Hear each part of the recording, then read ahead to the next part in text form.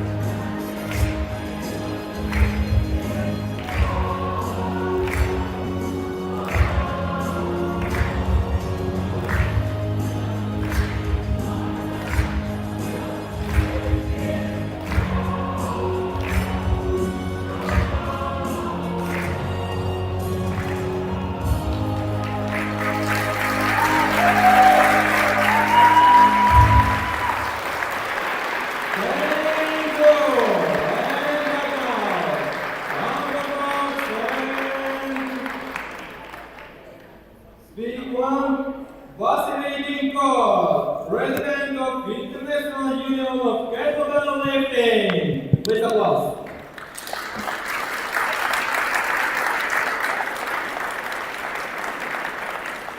Thank you so much. Dear athletes, dear friends, dear guests, on behalf of the International Union of Kettlebell Lifting, I am pleased to welcome you all to our European Championship. We are holding our first official competition in the United Kingdom, in the heart of good old England, in New York City, which was the ancient capital of one of the first historical kingdoms of the British Isles. And this year, Europe became a capital of European kettlebell lifting, of our kettlebell kingdom. Nevertheless, England has long held in an important place in the international kettlebell movement. Few people remember now, but representatives from England were among those involved in the transformation of the European Kettlebell Lifting Union into the International Union in 2006. The first international kettlebell lifting seminars were also organized in England in 2006-2007.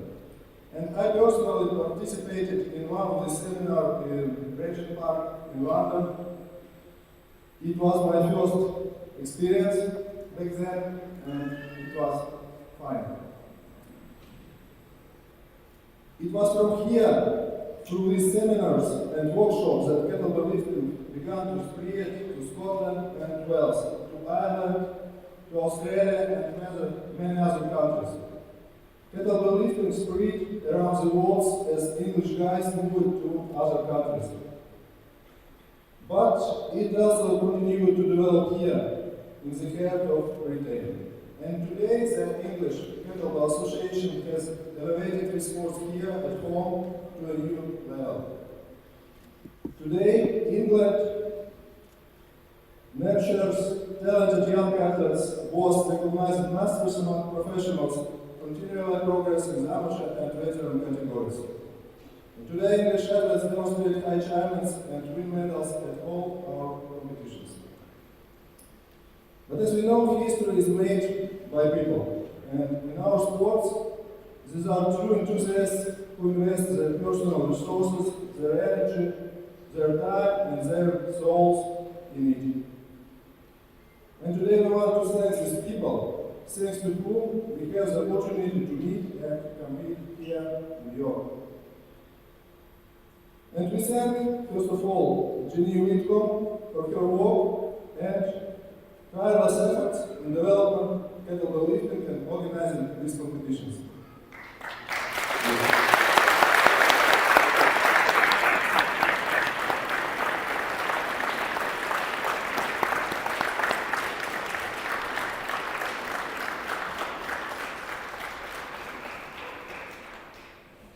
Okay, we also thanks for the help and support to Chris Will.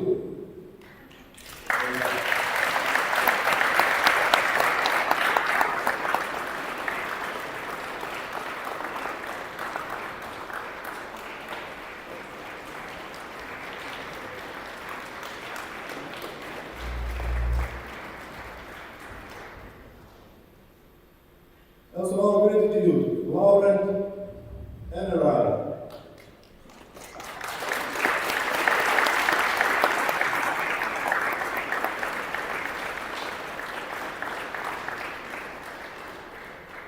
Our gratitude for Laura Crosby.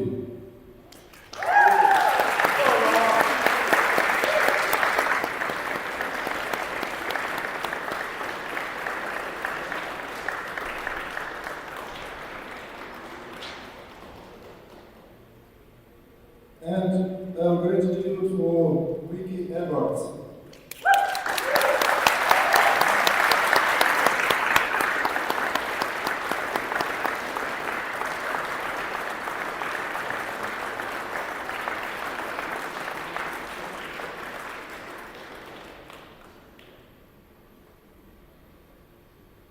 And it was a special prize, and we also have certificates of appreciation for next persons.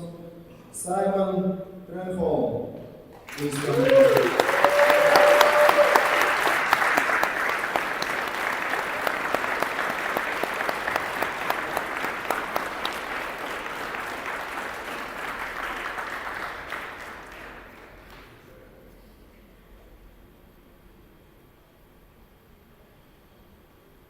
Certificates of appreciation for Steve Gordon.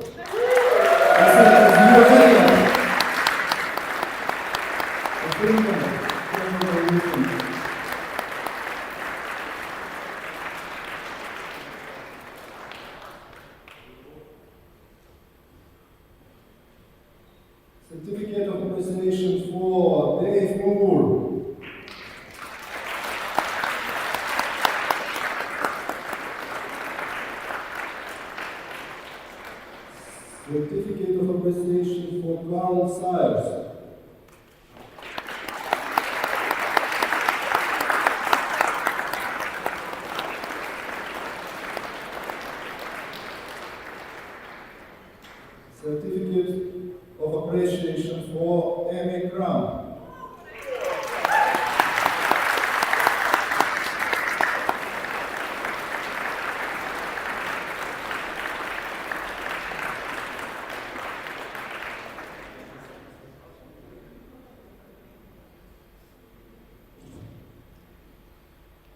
Certificate of Appreciation for Laura Grant.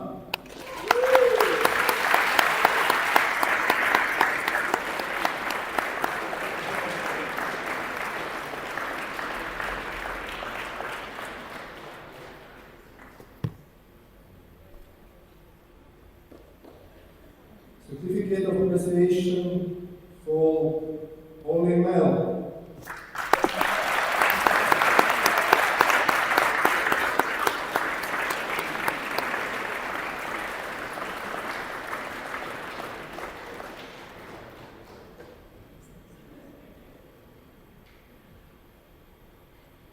Certificate of Appreciation for Del Wilson.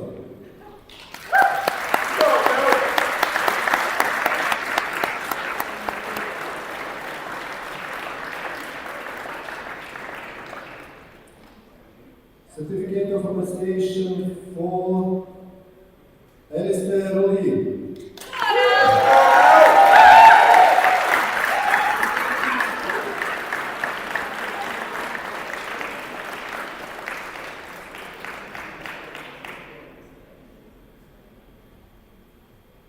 And Certificate of Appreciation for Richard Freeman.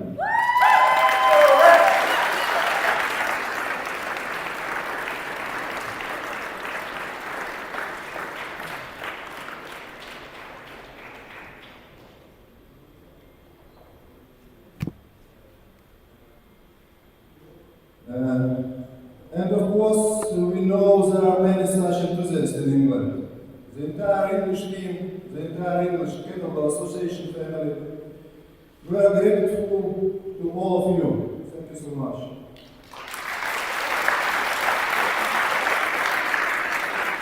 And our thanks also go to all the assistants and volunteers who ensure the competitions are held.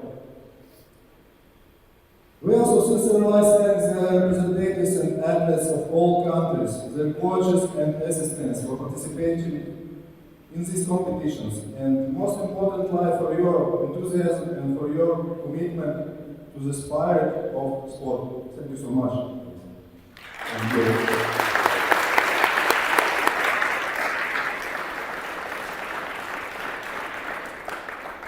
And of course, today our special support and sympathy goes out to the team and athletes from Ukraine who traveled to these competitions again.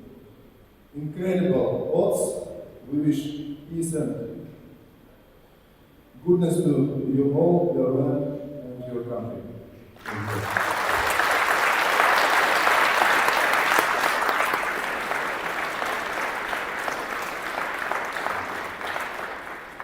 I wish you good luck in the competition and an enjoyable time in York, in England, and we look forward to welcoming you all to our next competition, the IUKL World Championship in Riga, Latvia, in November. You're welcome.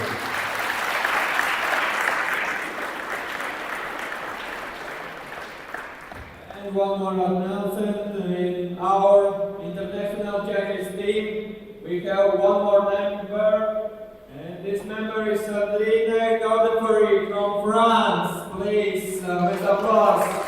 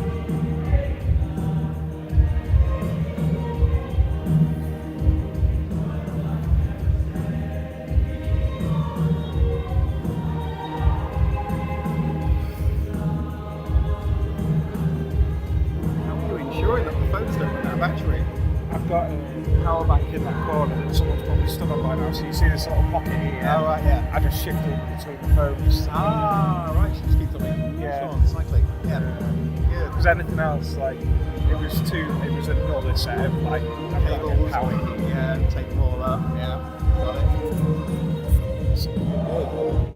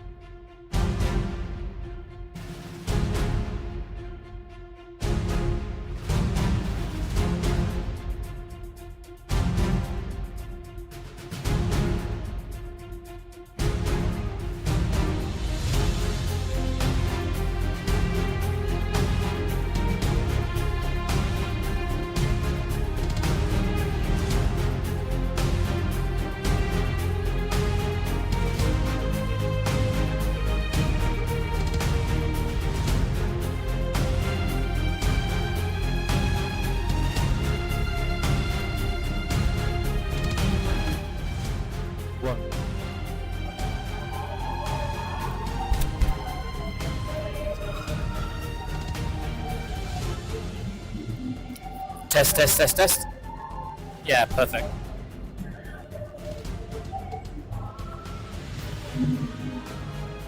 So right now,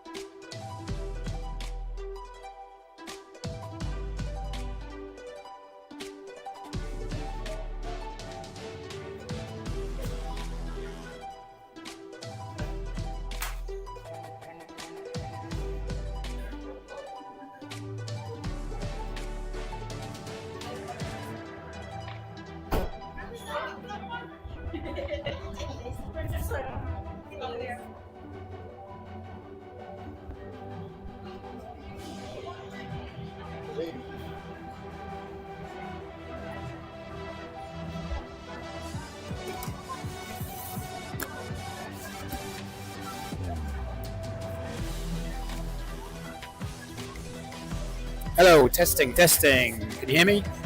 Okay, are we on live? If we're not on, don't put me on till the athletes come out.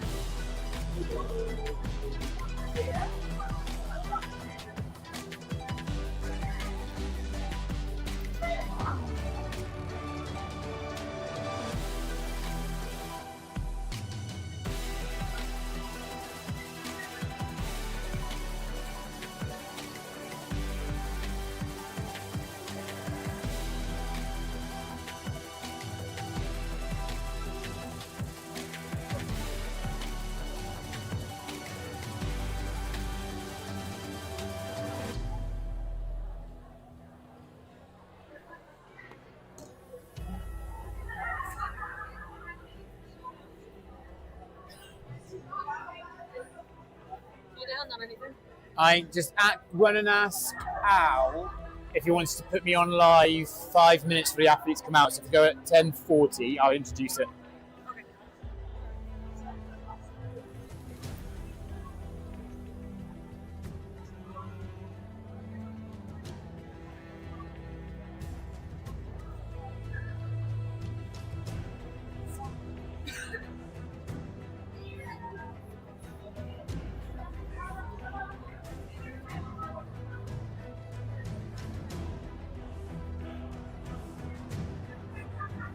And you could also get me if I got the most current flight list.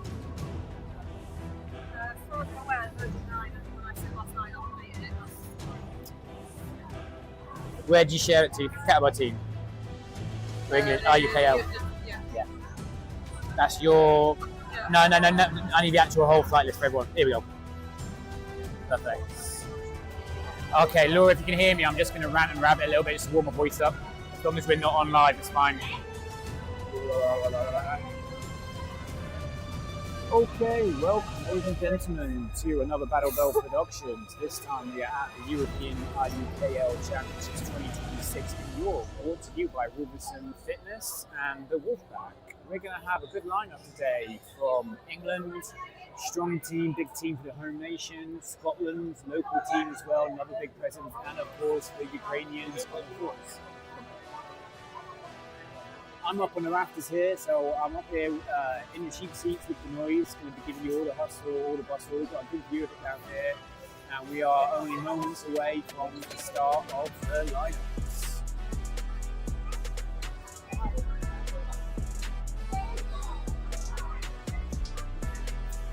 You want to keep good comms, you two. Be really useless runners.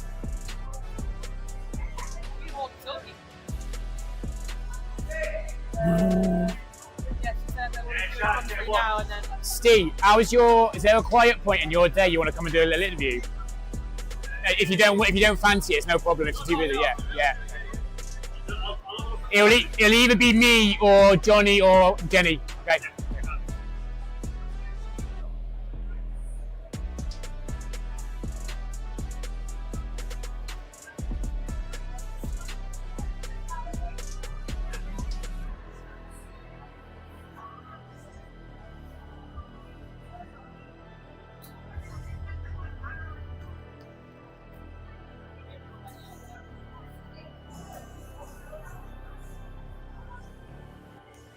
Might do some squats just to make weight. Not for America, I haven't. I'm like 3 kilograms out.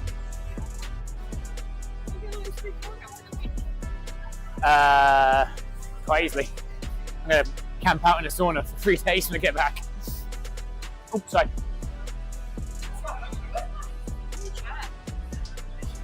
You're not gonna find one. Brad, I think Lily's gone with Luna and Poppy outside. I think I've broken into the playground.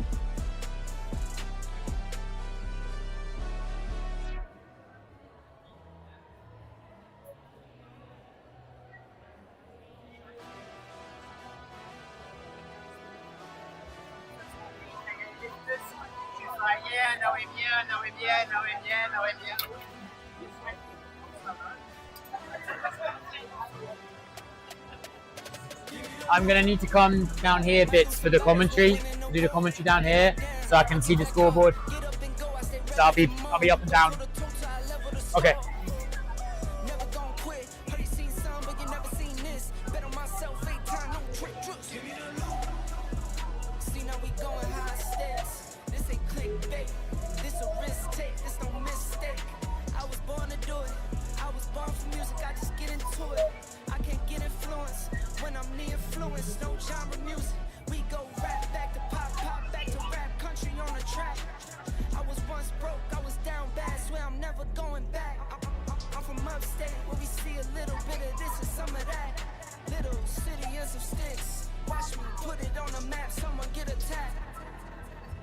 If you're not first and you're last, life is a race, don't you lag.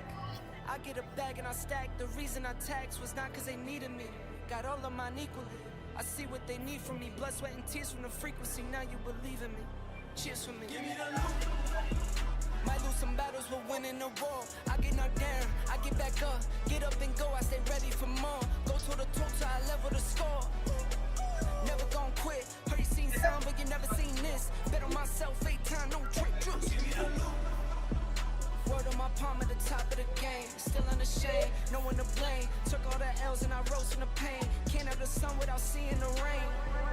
And it rained down when the rain came. See the time change, rolling plain Jane. You and me are not the same, stop saying things. Yeah, they talk, I don't say a lot. I just walk, so I'm moving loud. Really keep it low key, I don't like crowds. Really keep it OG, I don't like clowns. Really keep it just me, I'm the best out. I don't try to keep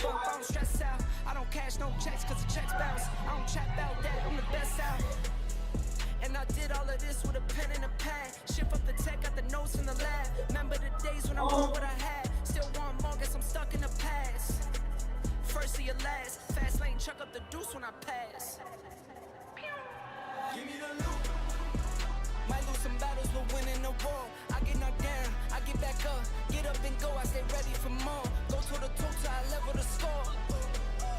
I want to stand, man. You got it. You want the options? Give me an all day. Cheers, bro.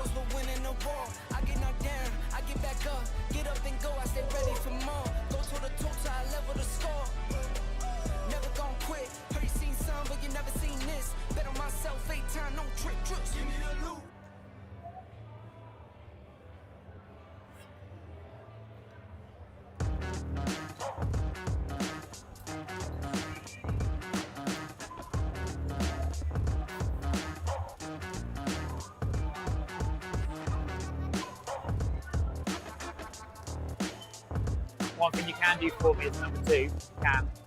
When I ask people to send messages and comments on the WhatsApp, on the YouTube, if someone makes a comment and I miss it, just give me a prod.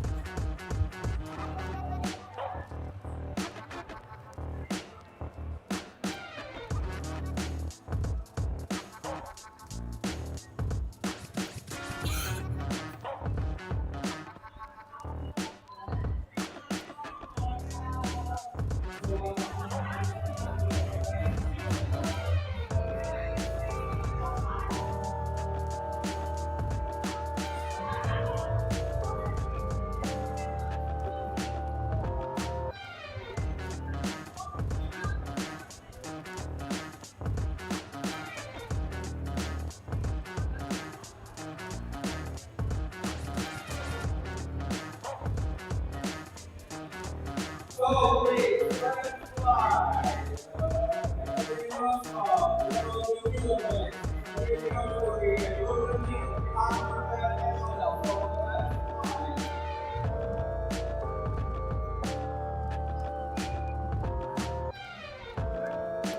Go now, let's take it out live.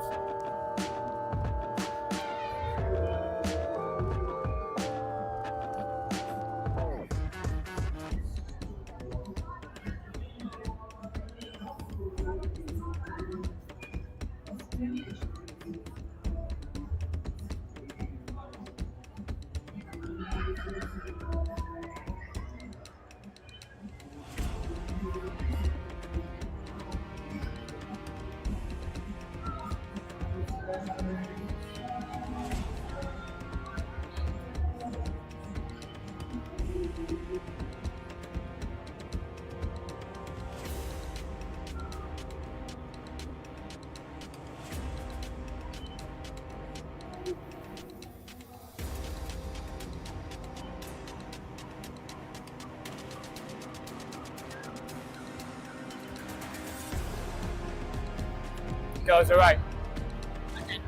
I've been doing the playground outside. Or trying to get him.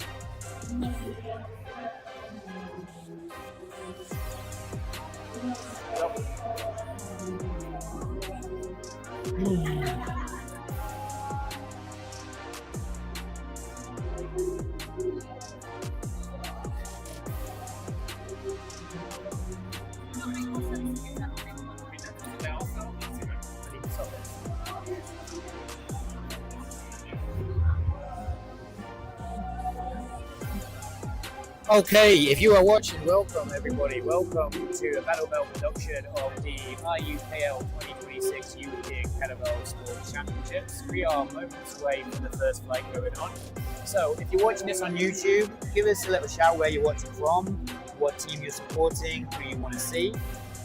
Our first flight coming up, as the structure of the day will be our juniors, who will move on to amateur female, amateur males, and then moving into the afternoon into the professional categories, and then finishing with the relays. It's a long day today. We got flights going from 10:45 today, the first one, finishing with our relays all the way through to gone 8 o'clock. And we're going to be with you here, going you through every rep, every set, all the action, all the wins, all the losses. And we are about moments away from our starting lineups. Final bits of warming up being done by our junior athletes and our veteran athletes. And we'll be walking them on in just moments to get the weekend lifting.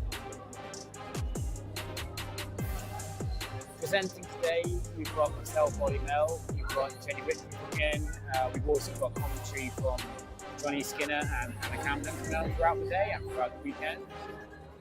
A lot of lifting here from big teams from the England host team, big teams from Scotland, our neighbouring teams, and of course with the IUKL we've got a big contingent coming from Ukraine.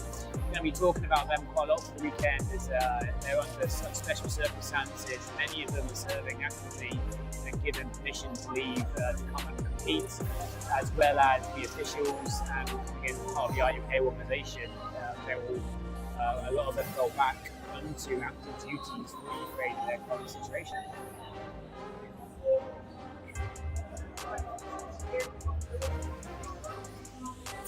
So you can see to our left, we'll go quiet now and bring on our first athletes.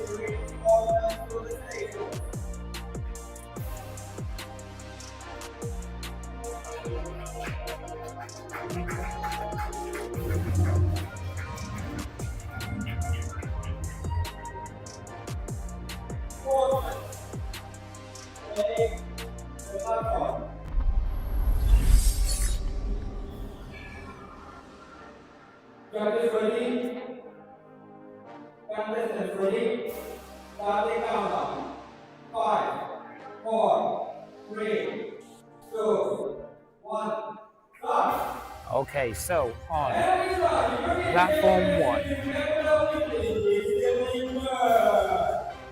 we have got from Scotland. Started as a teen with my queen and a baby girl. It was all a dream, now it seems like I had a world. I'm not really seen on the scene, but I like it like that. Only if a green, then I leave with a bag full of cash. Long nights, longer roads, I just go with the flow. Head up when I'm low, you know how it goes. The hustle in my veins, every battle I drum. Turn my struggles into strengths, always answer those calls. All gas, no brakes, all work, no play. All night, all day, all gas, no brakes, all work, no play. All night, all day, I could never quit. I still give my heart to life, nothing less. Started at the bottom, that's around, still here. Sitting at the top, didn't notice yet. Okay, so just to talk you through this flight, on platform 1 in a veteran group, we've got Kathleen from Scotland who is over 65, and that's why she's on a different colour setting. And the kettlebells, she's on 8 kilograms. The other 3 lifters are all on 12 kilograms, but no one on this flight is actually going against each other on the medal systems and rankings for the simple reason that on platform 2, our Brit, Leanne, she is on 12 kilogram under 16s, and on platforms 3 and 4, we've got France and Estonia. They're in the same age group, 55 to 59. However, one's at 68 kg and under, and one's at 68 kg plus. So even though you're going head to head on the platform, you can see the reps going. One thing that you want to realize is no one on this set is actually going against each other, and on the next flight I'll talk you through who's going head to head, what these points add up for on biathlon, whether it's jerk or jerk only or combination. So looking at the systems now, and I can see nice and clear the points. We've got a nice head to head on platform 3 and 4, pretty much just one rep in it. We've got the England lady on platform 2, nice behind 15 reps, and on platform 1, just about to hit 20 reps, coming just after the 2-minute mark. So we're getting nicely into our first chunk of the set. I'm home and gone so fast. It's like I'm playing tag. Use my 24, my heart like 24. Got that mental love. I'm built up for the war. Would say I'm doing road, but really I saw. Almost gave it up, and now I want more. Plan B, I ripped it up when I was on the ledge. I was holding on for hope. So this is a 10-minute lift. As far as I'm aware, the only lifter here that is doing biathlon, which will combine the score with the jerk set, with the snatch set later on in the competition, is platform 1 and platform 4. As I'm down here seeing that platforms 2 and 3 are jerk only, but sometimes the information isn't quite updated, so that may actually change.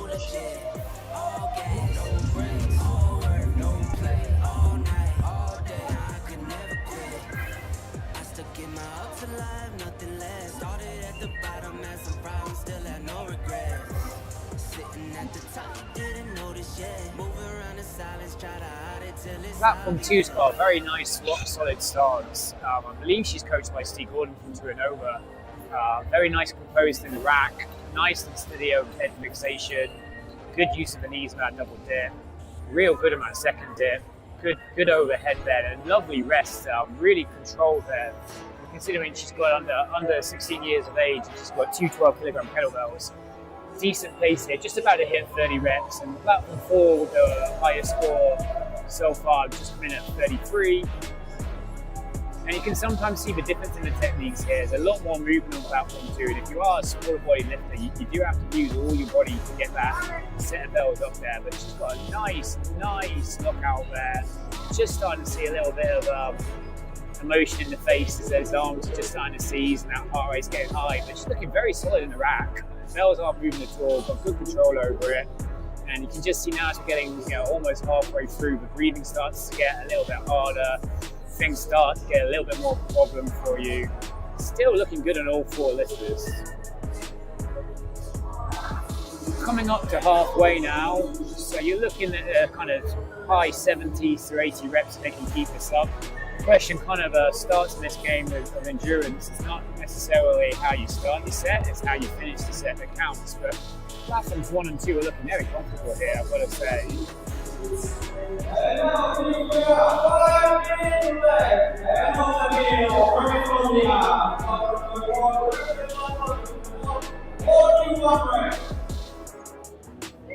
So yes, we prepare for flight number 2. Here we go.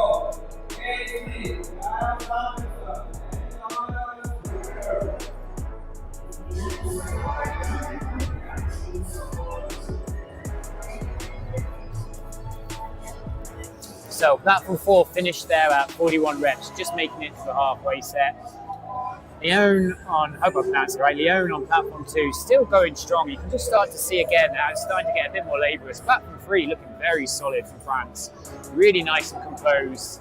Still just a little bit slow on that second dip, not as explosive, but she's staying very comfortable there. So the point system works here that 41 reps, if you put the bell down on platform 4 from Estonia, Ulamil, her points will count, but as she's put the bell down, you can't pick them back up again, that's your set done. So if you're in a head-to-head or you're in against competition and you stop early, your other lifters have a chance to overtake you and catch up. Getting up to the last section now.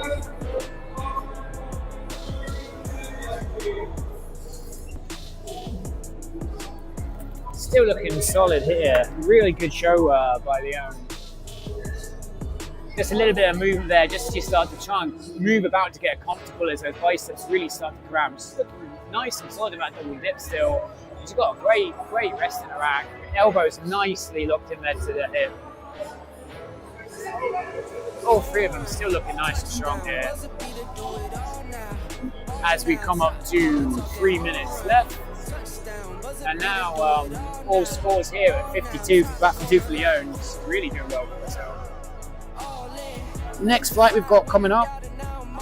Flight number 2, we've got Ruby Hickson, Lily Coleridge, Kate Smith, Gail Anson, and Tamara Schurer. So we've got 3 lifters from England, 1 lifter from Scotland, and 1 lifter from Switzerland. And again, we've got a nice mix of jerk only and biathlons. All lifters on set 2 are on 16 kilograms, and we've got some decent competition here as we've got lifters that are going head to head against each other in jerk and biathlon here between Scotland and Switzerland. But as this set finishes off and comes to its end, we've got 58 reps on platform 1, just there, we got 58 on platform 2, and I'm going to start to get to those final bits now. Still looking strong overhead, still looking composed.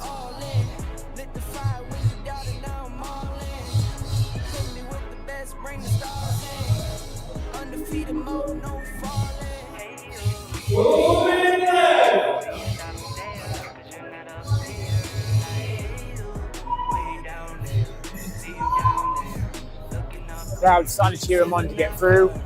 So you can see me on a jumbotron. They notice me back when I drop top speed. It's been top speed, took a leap off the edge and you had cold feet. I'm driving head first, phone turn, phone freeze, dead sprint, CR7 tight speed. All bro, sports mode, big lead. Every single time bet on myself, it's on me. And there's 90 seconds left now to finish off. And Leon on platform 2 has done herself great. She just breaks 70 reps here. Same car, same clothes, still me. Only thing that changes is it changes on me. Home run, touchdown, buzzer beater, do it all now. All now, top corner talking home run. Touchdown, buzzer beater, do it all now. Ball now, top corner like all in.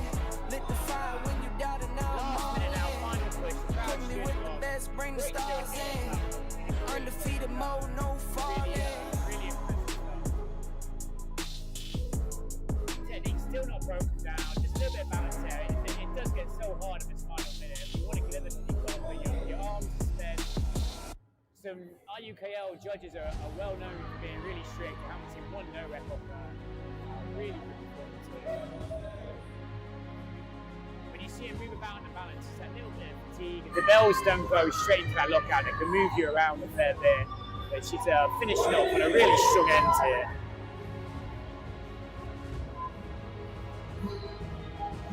The last 2 seconds, she's going to come in about 85, maybe get one more, maybe 86 reps.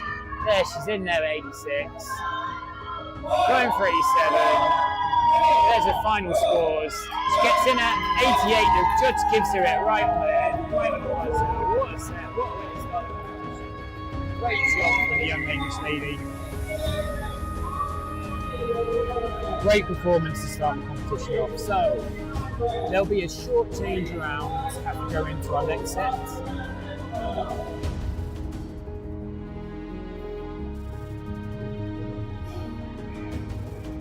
And sometimes we get last minute changes to the flight list, so trying to make sure I've got the most updated version. But as I see it, our next flight at 11 o'clock, we've got Ruby Hickson from England, Lily Coleridge from England, Kate Smith from England, good to see her back again competing. And then we've got from Scotland, Gail Anderson, and again, apologies if I don't pronounce it right, Tamara Schurer from Switzerland. So platforms 1 to 5 for the next set. Platform 1 is jerk only, platform 2 is jerk and biathlon, same with platform 3 and 4, and platform 5 is jerk only. All the athletes are listed to be on 16s, and the competition we have got will be between Scotland and Switzerland on platform 4 and 5. So the athletes get a minute to get a look at their bells, they get a bit of time to prep the bell, do some sanding, do some chalking, and they come off again and they get walked on officially and introduced. With these bells, these competitions, something that always happens that is to do with the organisation, sometimes to do with sponsorship, is you'll often get brand new bells that get sent straight from the manufacturer. This can sometimes cause a little bit of problems when you're running a competition because the bells come with a very smooth, shiny surface on handles, which makes the bells look very fresh and good and nice out of shop. But if you're actually using them and you're lifting the foot, you don't actually want it to be that smooth. You want to actually sand the surface of the handle of the bell down with some of the chalk to stick to it, and it makes the grip a lot easier. Otherwise, if you don't, you're going to sweat, and the sweat and the shiny surface of the metal on the handle makes it next to impossible to grip the bell. It's one thing today on jerk, but once you start doing long cycle of a clean or military snatch and snatch, it becomes literally next to impossible. So one thing that will happen as the set goes on and the day goes on is you get more and more chalk and more sanding down on the bell. And you can see the two England coaches there, Steve and Steve, furiously trying to get chalk on and furiously trying to sand down. And since they've got two lifters at their prepping for them, they have to move pretty quick. It's almost like a pit stop in Formula One for them. And you can see Kate Smith there taking the time to take her bells right. Same with Gail. It makes a huge difference at this level, having the surface of the handles of the bells not too smooth, a little bit worn, and then chalked to how the lifter likes it. Some people like really chalk the bell, really chalk the hands. Some like it a little bit light. What you don't want to do is get 10 minutes in or 5 minutes into the set, and all of a sudden you can't control what happens with the bell because your hands moving everywhere. It's also going to start, the blisters are going to come on, you're going to tear your skin, particularly if you're doing a snatch set. We see that as the competition progresses into long cycle and into snatch. So 3 minutes to the next set. A little bit of information here. So Kate Smith, a ferocious high rocks competitor, took a bit of time out, she's had a family, so she hasn't competed internationally for a couple of years. It's good to see her back. Quite famously was involved in the England team that won the last England belt for the IUKL in Denmark back in 2024. Very good doubles lifter, very good marathon lifter, very strong lifter, all-round great athlete.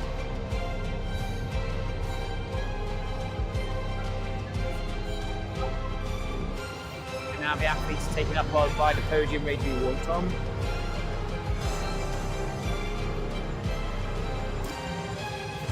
So Ruby Hickson, she's 14 years old, from Tornova, coached by Steve Simon.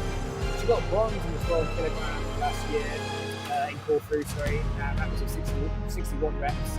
She's got silver and pole at 96 reps, and that was both on 12 kilogram bells. So this is her first time at 216, so it's pretty impressive. At 14 years old on 216 kilograms bells.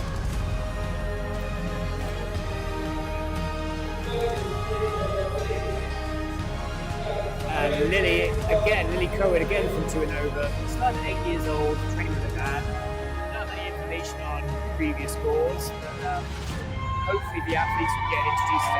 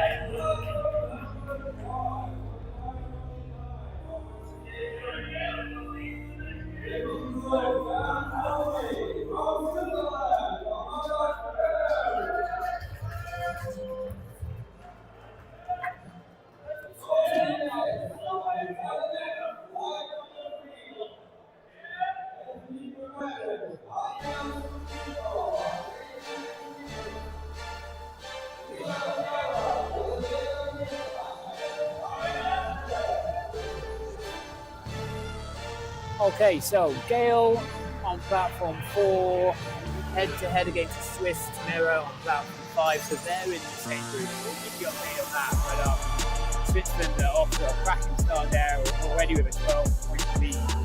On platform 1, just 14 years old in the 216 kilogram bells. That's a really impressive strength there. Kate looking nice and confident in it, 25 reps already in the first set. So this is going to be the story of the set. Gail Anderson from Phoenix Kettlebell, coached by Scott McLaren, the 5th time representing Scotland. She got gold in Denmark, and she's got a PB, one-arm long cycle, 20 kilograms for half an hour, 325 reps. Given to you half an hour for the set, GS here. So this is looking like it's only going to go one way here. It's about 5 to 40 reps already.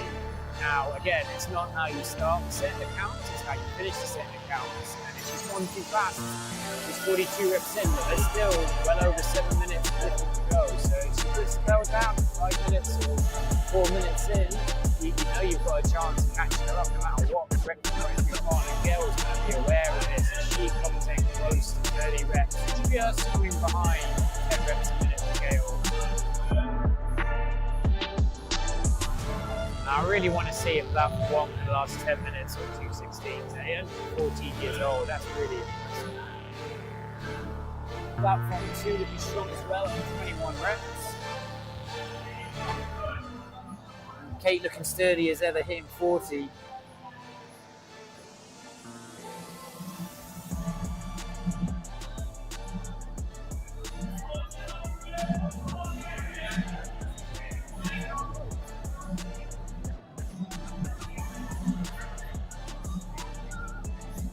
So Lily on platform 2, just starting to rest there now, coming at 25 reps, but platform 1, Ruby, 32 reps already. Absolutely flying through that. This is something to watch. If you're watching this, whether you're watching Ruby or whether you're just watching the sport, at 14 years old, she's got 32 kilograms combined going overhead. Put this into perspective, I did this back in 2012 with my first competition with the 216s. And I was at the age of 27, prepping myself for selection for the Royal Marines. So for a 14-year-old girl to be smashing this out really shows something. Can't really do justice to how impressive this set is. And we've got a little sign of trouble on platform 5 as she's shaking her head, just starting to feel the fatigue coming in. She really went off to a quick start. Still flying here at 71 reps, but you kind of get the feeling with the speed she's going. She's thinking about hitting a target and putting the bells down early, which would give Gail not a huge chance, but a chance of catching up. But when you're 34 reps ahead, you've got to be thinking pretty confident. Kate just starting to slow a little bit now as she gets up to 60 reps. And 42 on platform 1. This is something. You can hear, whether you can see off camera, I don't know, but you can hear Steve Gordon cheering her on. They get halfway through now. I know a bunch of guys at my gym that would have no chance of doing what this 14-year-old is doing on platform 1, to do a 10-minute set on 216s. Also, first time doing this, stepping up from 212, so no matter how well your training's gone, you're going to have some nerves handling the up in the weight.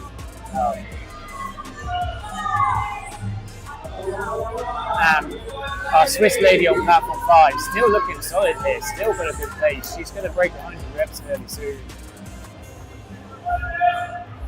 I'm really cheering for Ruby to finish the 10-minute set. There's a fair bit of pride involved when you do these competitions in lasting the time and finishing the 10 minutes.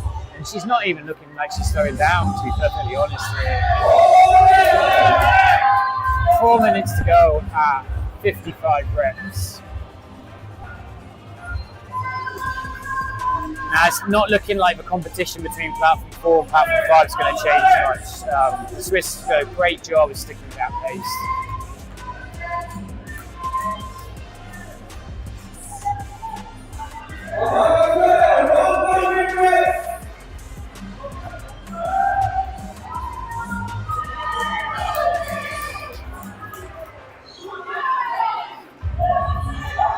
And Gail's starting to speed up a little bit now as she kind of gets to that point where the end's in sight.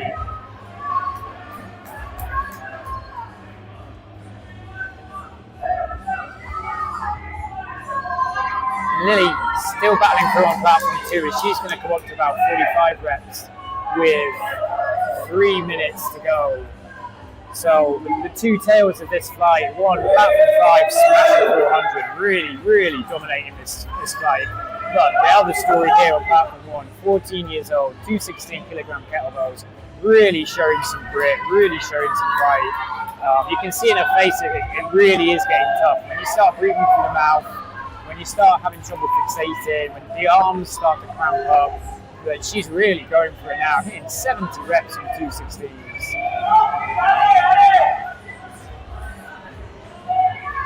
And again, getting through to a final push now, and you really want to see her finish the 10 minutes.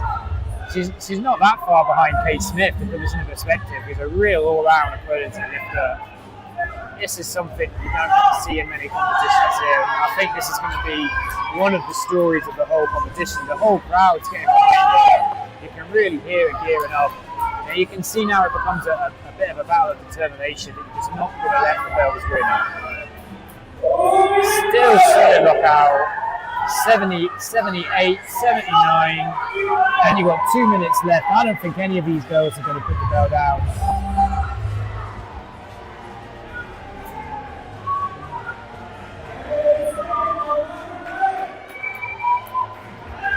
Going to come up to 90 seconds soon, so if you're watching this here, you've got to be cheering on Kennedy. This is what a hell of a way to start a competition off, and what a performance from England so far. This is something different. And when you hear the announcer say 1 minute to go, you kind of know you can hold on. Still keeping it composed, still getting good reps. You're going to now start thinking this. You have 100 reps target in her mind. Platform 5, way ahead of 1, 2, 4, 25. She can basically stand there if she wants, but you know she wants to give it for more. But here we go, that last minute. She's at 91. You're going to be thinking, get 100. You know Steve Gordon's going to be shouting for it. He gets very animated when he's coaching. You can see him off the screen.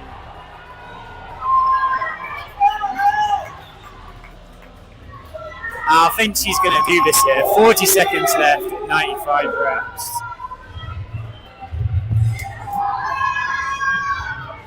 So being joined now by Jenny Wick from the President UK, and I think you're watching something pretty special here. 14 years old on 216 kilogram kettlebells. Absolutely fantastic. Just about to hit 100.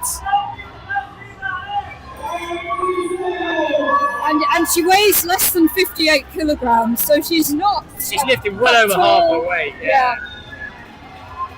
She's absolutely seeing this there. She's a fabulous gymnast. Is she from a gymnast background? Gymnastics, she probably loves gymnastics as much as kettlebells. What a lift.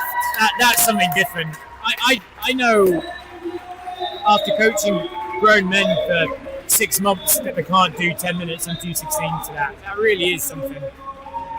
I've lifted alongside Ruby with 212s. And I don't think she got that many on the 212s, and she's just done over 100 on 216s, which is a landmark. And this is the first time jumping up on the 216s as well, because I've got down here that she normally goes on 12s. It's the first step up there, so that's something different. But I haven't had a chance to catch up since the opening ceremony, so how are you feeling? A bit relieved now it's all I'm on very the way? relieved it's over. Yeah. Did you feel that almost the build up to it was the scariest bit, and now it's starting, it's kind of Absolutely. It's kind of up and running now. There's not a lot you can do about it. I feel the most relaxed I've felt since I got here. Yeah, I bet. So we're going to have a little chat about things that are upcoming, competitions that are upcoming, while this weekend progresses. So we've got now a 5-minute gap before flight 3. So just go through kind of how things have been with you. What was it like building up to this, organising this? Because we first started talking about this about 2 years ago. Yeah. I realise every competition I go to, I'm kind of making notes on what's good, what's bad, what's ugly. And I think maybe I've always had at the back of my mind to deliver a competition. And I've tried to use all the best bits of every competition I've ever been to and try and get them here. But the organisation is absolutely dominant, and then you suddenly think, actually, I might want to lift, and then you have to train and you have to mentally prepare to lift. And I'm lifting at 2:30, and the idea of lifting at the moment couldn't be further from my mind. So the organising and lifting is complicated. It's a double-edged sword because I have a similar thing. I have a similar thing when you're competing, but you're also coaching, as well as doing competitions you organise. And sometimes it can be a gift as well because you don't have the time to get in your own head about your lifting. That's very true. You just, before you know it, you go, oh, I've got to warm up now, and then your lift starts. And it almost in the blink of an eye, it's over and it's happened. But then also, you don't have the time to focus on your lift. You don't have the time to do the things that you would do if it was just your normal comp.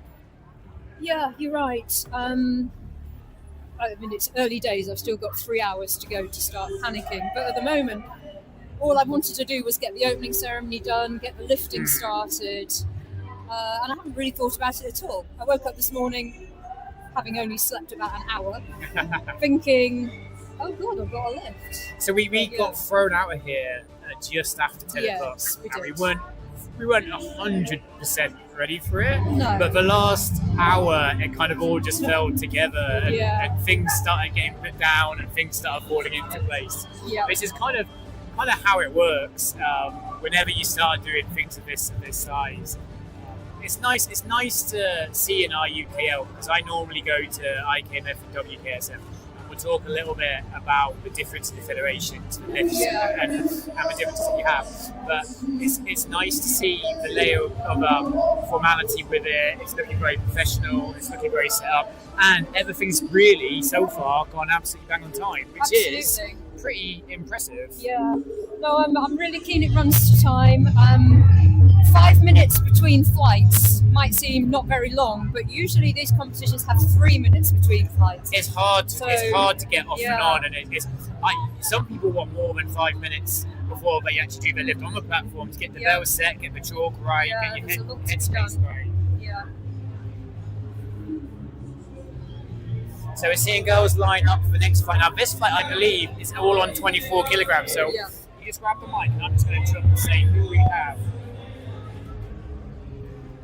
Watch the off switch. Oh, press it. Yeah, no, don't press it. Okay, so if I mispronounce these, my apologies. There's no one from England or Scotland on this flight. It is a flight of Ukrainians, Finland and Estonia, a mix of biathlon and jerk. And these are lightweight athletes, many of them under 58 kilograms and under 63. So we've got platforms 1, 2 and 3 are all going head to head against each other on jerk.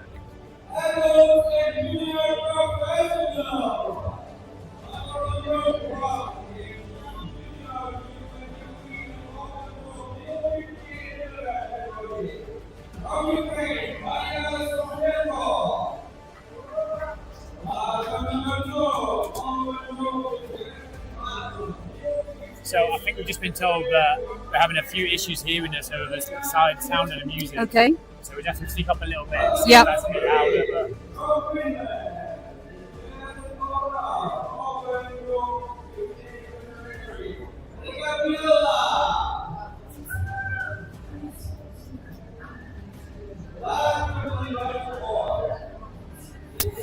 So I always love to see Rika from Finland, who is on platform 3. She travels so much to every competition. Well done on your PB. Just seen one of the England lifters who got a PB in the first flight. Yeah, so we're up right in the rafters and a lot of people are just walking past us, but it's the only place to get a good view here, so we're going to be a few people bumping in and saying hi to us as we go along. So platform 3 on Finland, so platform 1, 2 and 3 are against each other. Platform 2, she's storming ahead on 10 reps already. Platform 5 looking already as if they're starting to struggle with the grip, but they stack the bells on top of each other. It's so that you can rest it easier on the rack. The more confident you are, if you see the other ladies, they're resting there in the both bells equal. So it shows that it gets hard quicker this way because you've got 2 24 kilogram bells here. Yeah, we call that side rack as opposed to the conventional rack that you can see on positions on platforms 1 to 4. It, do they? No. With WKSF, they don't like it because I remember doing way back in my GS days. I'd find it, particularly on 24s up to 2 minutes, I really had to side rack it, particularly when I needed to rest in between, the first reps. And platform 3, I don't know, that's not what you want. Yeah. I've travelled for it. Yeah. Rika is a very strong lady, 58, less than 58 kilograms. She will enter, I've seen her enter up to 9 lifts in a single competition.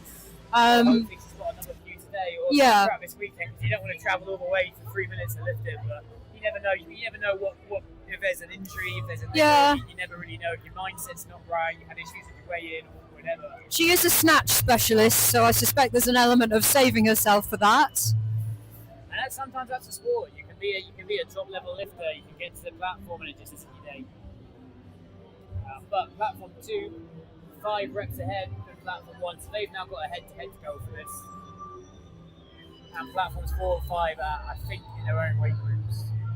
You were saying that some judges don't like the side rack, so that the judges' briefing this morning before we started lifting, side rack was discussed, and it's fine to rest in side rack, but there must be a straightening up into before you rep, so that you're in a square position before you lift. The idea that you would lift from side rack, you would be disqualified immediately. I would imagine that would be a pretty next and it to would be impossible pretty thing to do. painful and not very efficient. Yeah. So apparently we're back on. So platform 3 put the bells down early. Sad thing to see from a really talented lifter, really experienced lifter, but we'll try and catch up on that.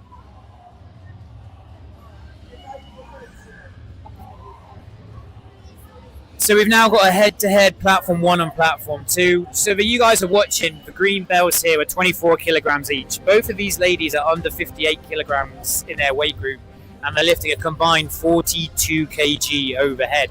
It's a ridiculous body weight strength ratio they're lifting here. And like I said on the last set on platform 1 with Ruby lifting 216s, the amount of people, the amount of athletes that I've worked with on the amateur level that would try to do 10 minutes on 224s, it's an unbelievable feat of strength for these ladies. Technique's still looking solid. So to start this competition off, we've already had some drama, we've already had some upset, putting the bells down early on platform 3, and we've already had some amazing lifts to start with the England lady from Ruby with a scorching 103 reps of 216s at the age of 14 years old. Coming up now to the halfway shout. And again, you're seeing that side rack. It does help balance out the bells, but when you're at 30 reps coming big on halfway, it's not a sign you want to see about lasting the rest of the set. So just going to introduce 2 people for you now. So Hannah Camden, say hello. Hello. Hello. How are you? Just get Al to nod if you can hear us. Al. Yes. Hey, Al. Sometimes I have a habit of swallowing the microphone, and all you can hear is my saliva. Johnny, say hello. Hello, everybody. We'll be on later. We'll be So this. Hannah and Johnny are going to come and do a bit of commentary for us while I find out what my terrible 2 are up to in my little mascots that run around the place. Last I saw Luna, she was at a nightclub at 3 in the morning, so you never know. I'll search for local jails and see if I can bail her out.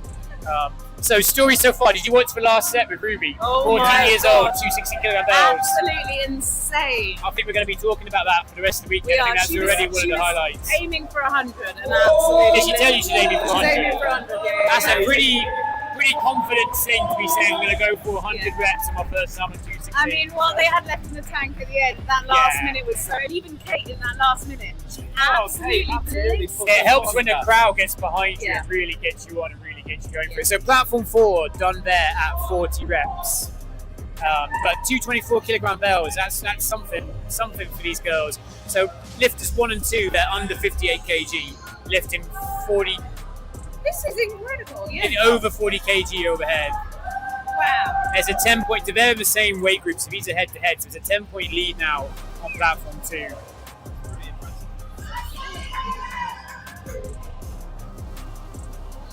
I'm going to shout really loud and not like blow your mic. Platform 5 is. It's alright, we've got backups. Platform 5's doing a really good side rack. Yeah, we were talking about that, yeah. I remember there's no way on planet Earth. Yeah, so she's staying front on. She's not rotating as much. It's what people do in the side wrap that gets the judges. It's not allowed on the shoulder, is it? So it's not allowed on the shoulder. So the bell is on top of the bell, which is allowed, but they can't lift from it. They've got to reset before they lift the next rep. It just looks so crazy. Yeah. It makes such a difference though if you don't have that ability to rest front on. They are absolutely. That's incredible. 224s. What are their body weights, those two? They're both under 58 kg. Yeah. I bet you anything you're looking at similar. That is absolutely unbelievable. Mentally now, when you're down by 12, 13 reps at this time left, you're thinking, I've got one push. I've got one push to go. And when you see out the corner of the eye, your competitor's still lifting. It can be quite demoralising. Yeah, but she's pushing in. Now on, I've got push. Oh my god, I can't wait to see 2 minutes to go. I'm really When are you lifting, Hannah? And I've just got one bell that I'm going to be doing. I am the last lift of the whole competition, so 4 o'clock on Sunday. The main event, you might say. Oh. Yeah. There you go. When are you on, Johnny? I'm on tonight at 7:40. On the jerk. Yeah, jerk. Yeah, One on jerk. And military snatch Tomorrow at 11:40, I think. No, sorry, Sunday at 11:40. And I've got relay straight after my half marathon. I noticed you have relay straight after. I'm doing Relays become such a good part of these competitions now. Although training for 3 minutes double jerk was surprisingly difficult. I always find the transition from one bell to two bell is incredibly hard, and the transition from two bells to one bell is incredibly hard to do. So coming up to the last minute, and platform 2 comfortably in the lead here at 63 reps. Platform 1 just about to hit 50 with this one. They've both got excellent technique. It's nice to see the technique stay consistent throughout the set. Even for all the fatigue they must be going through. I'd not say the same for myself. Wow. Even the breathing looks fairly consistent. They don't look like they're really struggling with the breath. Platform 2 scooping under. See my chest up. There you go. Look, it's got that scoop back. I mean, that's incredible. Okay, so last 30 seconds. So platform 5, that side rack helped out. Stuck with it for the whole 10, 52 reps.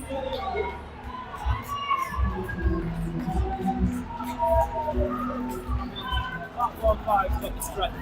Yeah.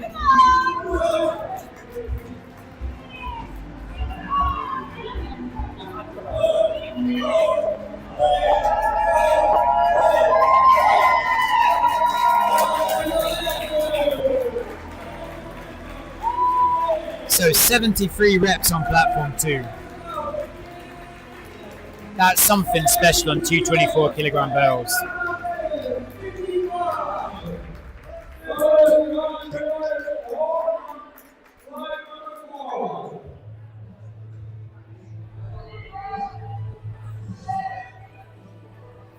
Okay, so next up, flight number 4.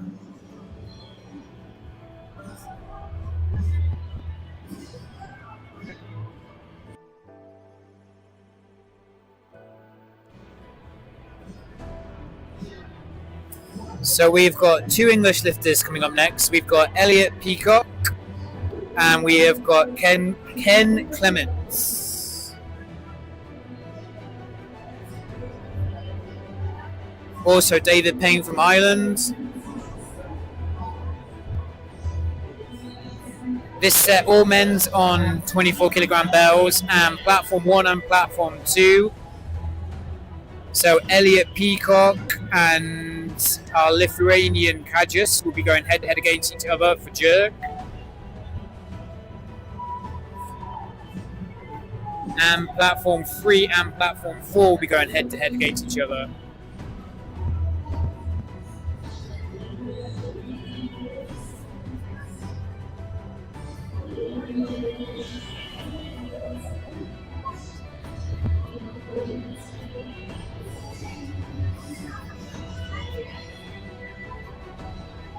Right, here's a spare one.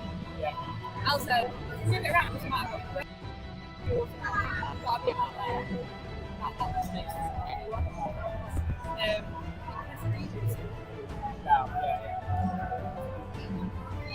need it like fixed. I know. Like, it's hard to do it. I know it's hard to do it. You can move it around, it's fine. But Do you want it needs to be about there. closer? Yep.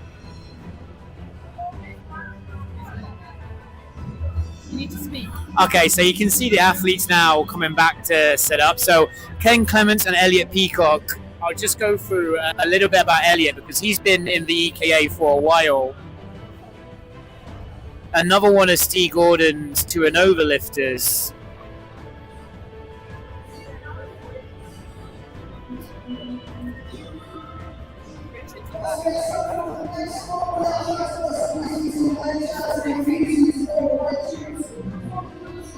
I'll leave you that one as well for a spare. Make sure you do.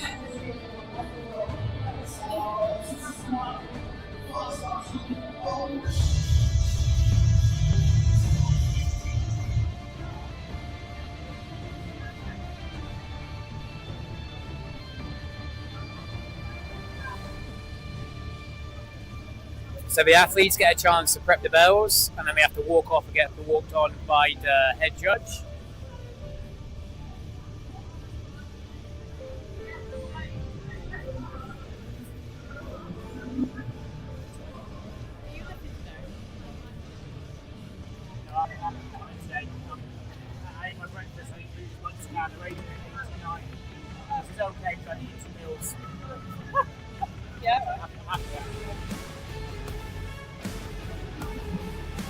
And now they come off getting ready to get walked on to officially start.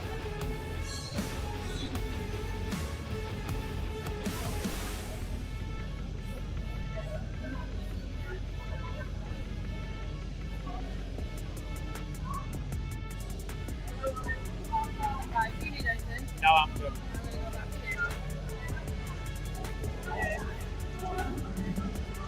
Yeah, just try and keep it like There. there.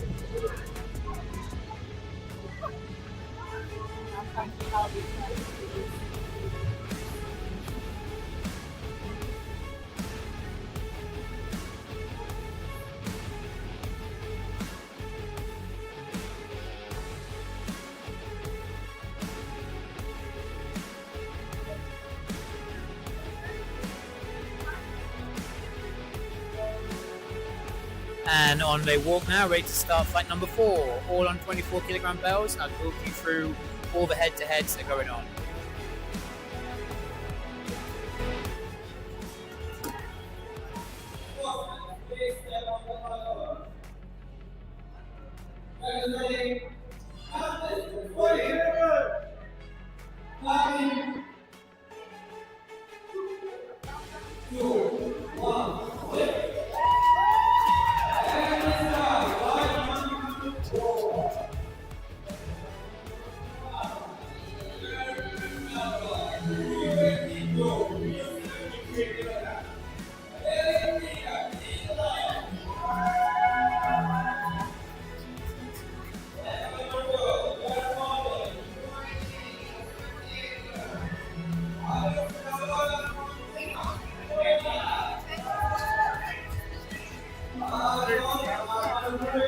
Okay, so as Flight 4 gets ahead, and we've got a head-to-head between Platform 1 and Platform 2, I've got with me here Ruby, who's just smashed. How many reps did you get? 105. What belt? 16. It says 2 times 16. How much do you weigh, Ruby? 50. It's a rude question, I should never ask that. How old are you? 14. Okay, so at 14 years old, you just smashed 105 reps in 2 16s. Yeah. How does that make you feel? Very proud. Yeah, you did. It was a great set. It was a brilliant set to us. How does it feel the last 2 minutes when you can hear your coach and you can hear your family and your crowd screaming? It's very like motivating and supporting. It's like it just makes me want to keep going. Like it's really motivating. It's your first time on 16s coming up from 212s, yeah? Yeah, I did my qualifying set, but this is my first compete in them. How do you find the difference in lifting from 212s to 216s? I think 12s are a lot like lighter, so it's a lot easier. But 16s, I prefer them because I prefer like with lighter bells, I feel like you have to go faster, but with like heavier bells, it's more weight, and I think it's so much better lifting with them. What did your coach Steve Gordon have to say afterwards when he came off the platform? Pardon? What did your coach have to say when he came off the platform? He was like, "Well done." He was like, "You did amazing." How did you find the training set for it? How was it for the last few months leading up to it? Were you feeling confident? Were you feeling nervous? Yeah, I think the training that Steve and Si put in place was really good leading up to it, so I felt like pretty good going into it. What's your treat you allow yourself after you smash a set like that? Probably some sweets. Some sweets, okay. You go get yourself some sweets. That was a brilliant set to watch. Congratulations. That was one of the best sets I've seen. That's one hell of a way to start an international competition. So you set the standard for the England team really, really high. Congratulations. Thank you. Okay, so that was Ruby there, just congratulating her on her set. And now paying attention to Platform 1 and Platform 2 with Elliot Peacock going up against our Estonian rival here. And we are 25 reps on Platform 2. Elliot behind slightly on 23. So this might be one of those sets that goes right down to the wire.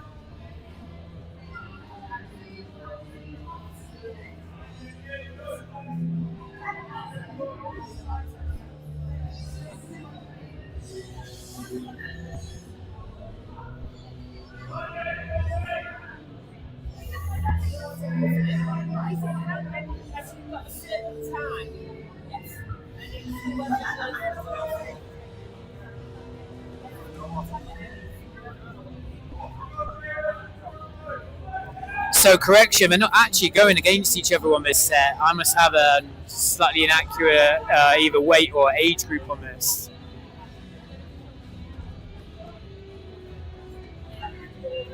And Ken nicely there on 21 reps.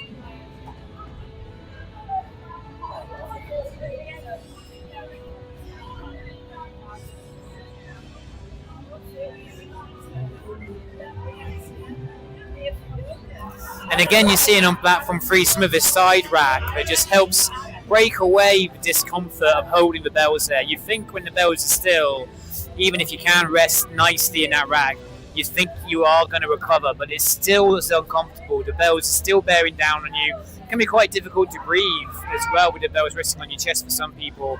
So some will actually prefer to rest overhead than in the rack.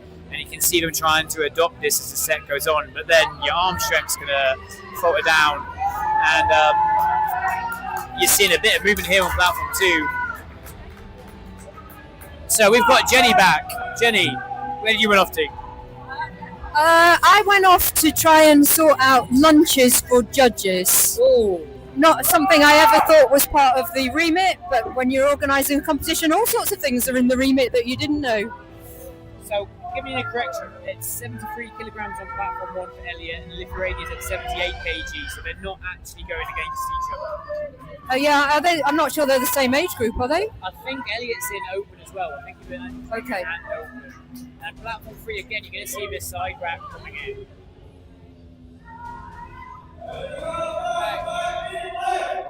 So you had a yellow card on Platform 4 just then? What was that for? I'm not sure. I didn't see that. A yellow card is usually fixation, so at the full extension, I think she might have seen either a wobble or that the drop was too quick. It's a bit further away. There we go. It's getting hard with the mics to get the distance perfect to get both of us on here. So with the yellow card system, what happens if he gets another yellow card?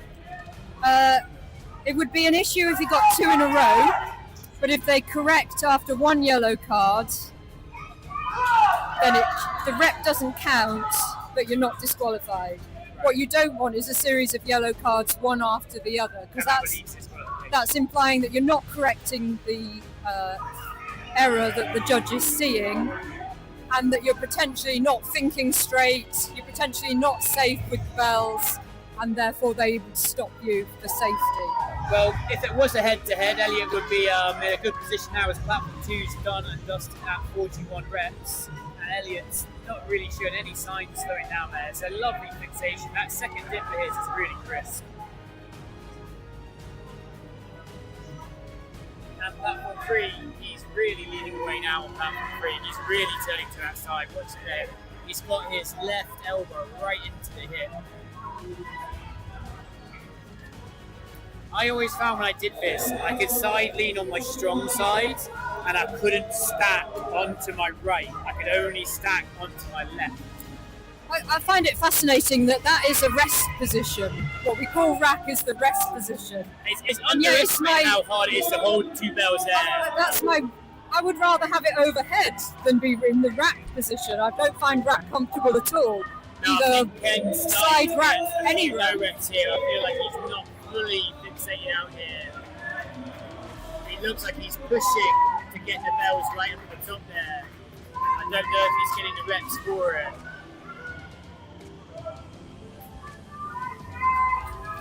Oh yeah, so Ken is struggling to get the arms straight as well. Well, I think he got one no rep, and then I think the next three counted. So let's just take a look at what's going on. Yeah, he's getting there. Yeah, and as long as your arms are always the same degree of bent. Yeah. If you look at Ken's right arm, it has got a kink in it, and as long as that's consistent, that's fine. If you look on platform 5 and on platform 6, you do see this. You do see as lifters get a little bit more older, you get issues with the elbow to fixate out fully. If you look at Alan Nesbitt from the Scotland team, his ability to lock out is of a consistency you show the judge to the best of your ability. And Elliot stuck down at platform 1, put down at 52 reps. A good show for him that he's now done. So we're finishing out platform 6 at 73, platform 4 at 75, and platform 3 still holding on there at 63 reps. Still managing to push through. I know that David, the Irish lifter on platform 3, was struggling to make weight yesterday and spent a lot of the day in a sauna. So I'd be interested to know whether that might be impacting his strength in any way. Because once you've made weights, then you rapidly try and rehydrate, I need to refuel. find out which sauna he was in, because I've still got a lot of weight to cut for America for next week. But he's still going ahead as he comes to the last minute now, 66 reps and 224s. And now, if they were head-to-head, you've got an interesting case here, because platform 4 and platform 6 are neck and neck on 82 reps each. Even if you're not going against each other, if you're at the top of the set, no matter who's on that flight with you, you do kind of want to have the most reps. You do want to know that you beat everyone on the platform. So there's 2 reps in it now. They might not even be aware what the other lifter has got.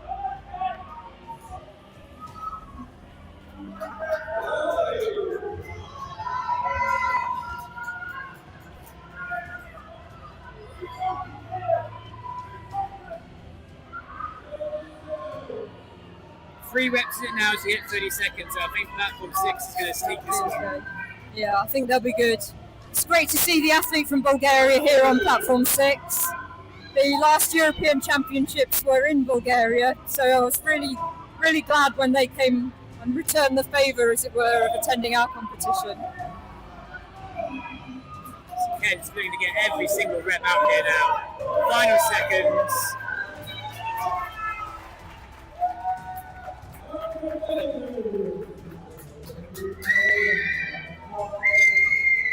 I can't see through Simon Tarrant to see his entrance score. To see who scored? 89 on platform 6.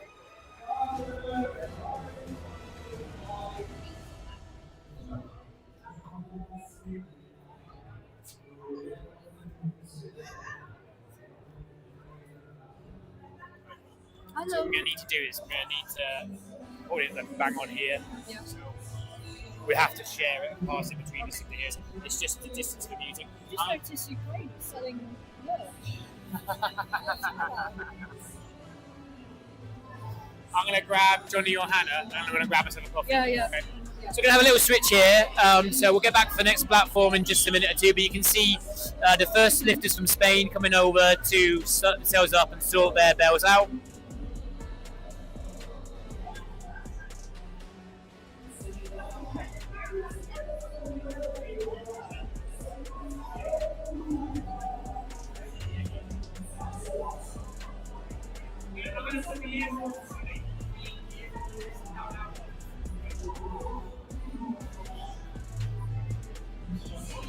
Hello. Look to step in while the mobility is coffee.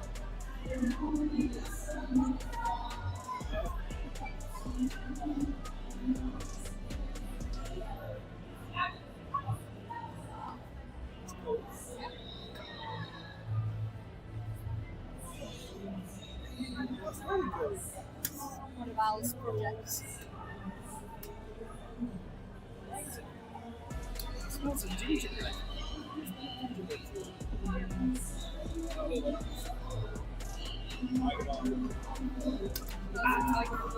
Oh, it's got a bit of a hit there.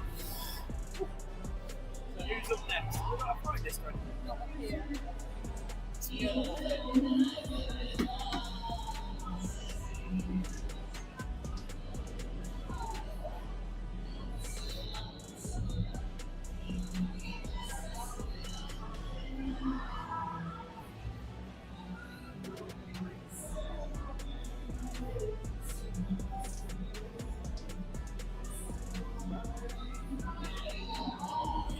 Wow. That's right.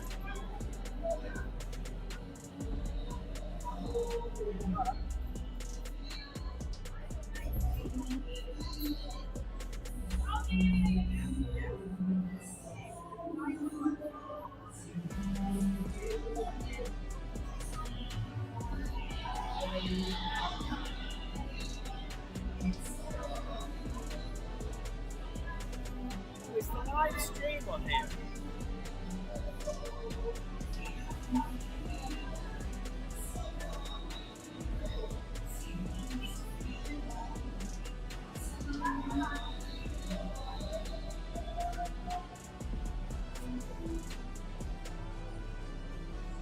It's good to have the live stream on, isn't it, at the same time? Yeah.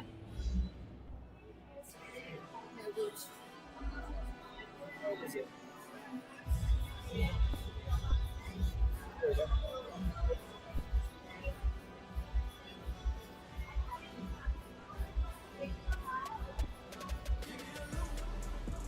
Might lose some battles, but winning the war. I get knocked down, I get back up, get up and go. I stay ready for more. Go to the top, so I level the score. Never gon' quit. Heard you seen some, but you never seen this. Bet on myself, fake time, no trick. See now we going high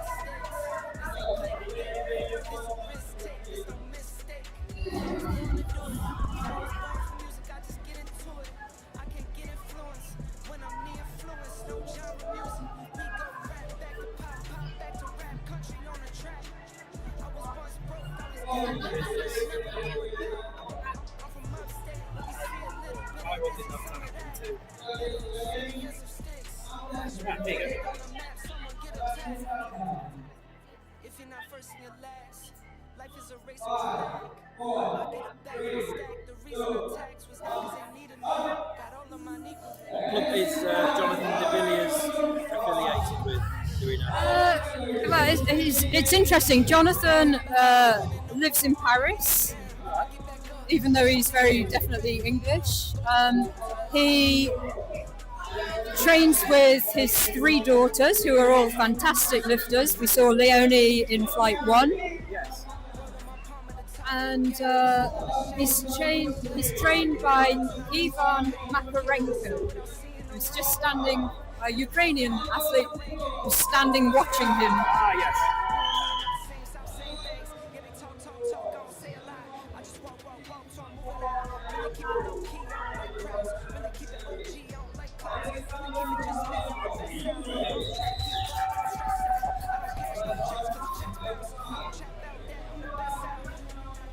And I did all of this with a pen and a pad. Ship up the tech, got the notes in the lab. Remember the days when I want what I had. Still want more, guess I'm stuck in the past. First to your last. Fast lane, chuck up the deuce when I pass. Might lose some battles, but winning the war. I get knocked down, I get back up. Get up and go, I stay ready for more. Go to the top, so I level the score. Never gon' quit. Heard you seen some, but you never seen this. Myself, fake time, no trick. Might lose some battles, but winning the war. I get knocked down, I get back up. Get up and go, I stay ready for more. Go to the top, so I level the score. Al, can you hear me? Oh, good. Perfect. And how am I sounding? Am I missing something? Has someone gone down So already? we have missed the athlete from Ukraine stopping at 10 reps. Alexander Halashko. Yeah. Must have been a problem there. We've got Jonathan de Villiers, platform 5, representing England. With some reps, I can't see because Simon Tarrant's head might be slightly in the way. 13 reps. Do we know what weight category we are lifting at the moment? Is this? No. I'm going to go with 85 plus. Maybe even 95. So we have the athlete from Hungary, I believe, lifting on platform number 2, Adam. Yes. The only lifter from Hungary here today. Ah. Many competitions in Hungary over the last few years. Yes. How many times have you been to Budapest to lift? I've been to once actually. Oh, Once okay. to Budapest, but Hungary I think 3 times. Yeah. Same as tied with Belgium. Right. So 3 times in Belgium. Yeah. It's absolutely amazing to have it in England though. And I think you guys have all done an amazing job. Oh, thank you. It looks absolutely It does fantastic. look good, doesn't it? It looks good from up here. We're up on the balcony looking down, and it looks Yes. fantastic. And it's so. And I was going to ask a question. We've got a few people here lifting who are clearly not from Europe. We have Taiwan, Australia. Yeah. So what is that all about? That is about the European Grand Prix. So we are at the European Championships. Right. Most of the lifts are part of the European Championships. But then there are a few unusual lifts, unusual for the International Union of Kettlebell Lifting, the IUKL, that they've added because we're the hosts and we like those lifts. So some of the one-arm lifts and the half marathons wouldn't be their normal kind of lifts, but they've done it for us. Yeah. And because they're not usual lifts, they're still European medals. It's just called the European Games rather than the European Championships. Okay. And other countries can enter the European Championships, but technically they win a Grand Prix medal, a European Grand Prix medal, rather than a European Championships medal. Okay. So same medals, different ribbons. I think that's really cool. Yeah. It's really cool. It was nice. I saw Sam Zeng. Yeah, from Taiwan. Yeah, I bumped into him and I sort of had to do a double take. I was like, the last time I checked, you guys were in the European Union. But anyway. But we've got Not in Eurovision that's tomorrow. true. And I know Australia are in Eurovision, so it's a bit of a Eurovision take on European definition. It's always nice to have the Australians. Although there's only 2 of them, I believe. Is it Shannon There are and only Steve? 2. Yeah. But so that was interesting too. I mean, I quite like that because obviously it opens it up a little bit more to people who want to come over and make the trip, which is amazing. And we've got some big teams as well, haven't we? Ukraine have got a massive team. Ukraine have actually got a bigger team than England. Wow. Yeah, so there's, I've booked hotel rooms for 50 of them, so Blimey. I suppose some of them could be partners. But yeah, they've driven here on a coach. Oh wow, okay. Yeah, I think travel is not totally predictable, and the best way for them to move is to just be all together all the time on a coach. That makes sense, but it's very warming to see that so many of them have managed to come over and make the trip, which is fantastic. I do remember it was a competition in Serbia, and we were. I didn't go. I heard Yeah, it was about my first ever international comp, and we went to the hotel to do the weigh-in, and we had the coach turned up with the Russians and the Ukrainians, not obviously at the same time, but they all came out like I don't know if you remember, like Rocky, and there's the big guy, and they all came out looking huge with these wonderful tracksuits on. And for a first timer, I was terrified. Yeah. But it was a great experience nonetheless. I remember being completely terrified at my first competition. I was terrified of getting a no count, so I kind of fixated for ages. You do worry and everybody about else was, this is on snatch, everybody else was going many reps faster than me. I thought I will make sure I don't get any no counts, but of course I didn't get anywhere near enough counts for it to matter anyway. You just learn your way. It is really nerve-wracking. For the first timers, I can understand it being very nerve-wracking. But where are we at now? We've got Spain on 50, Hungary on 64, I think Bulgaria, on 59, And England with 48 reps. So Jonathan de Villiers coming in with 48 reps. Plenty of action going on in the warm-up area. I can see James Fear over there kicking the bells around. The Australians. And the awesome Steve Gordon wandering around, giving his athletes a bit of a pep talk.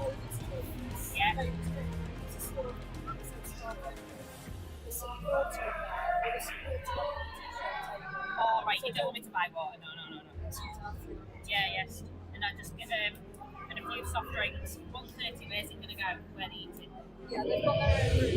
Interesting the amount of trophies actually. They all look absolutely amazing. I don't know if there's any camera angle on the trophies and the medals. I'm sure there will be at some point, and they are really nice. Jonathan de Villiers really, really pulling out some good reps there. He's battling away. Got Dan Edwards here. Dan, how you doing? I'm alright, you? Not bad. Are you, I'm getting ready to warm up because I'm lifting real kettlebells. Oh, he's going to lift some real kettlebells apparently. I'm not like Johnny Skinner. Oh, Johnny Skinner is a legend of the England team. It's also me. By that you mean outdated. Ooh, this is going live to the world. Did you know that? Yeah. I just hope someone heard. 6 people listening. Come on, 6 people. I don't want to.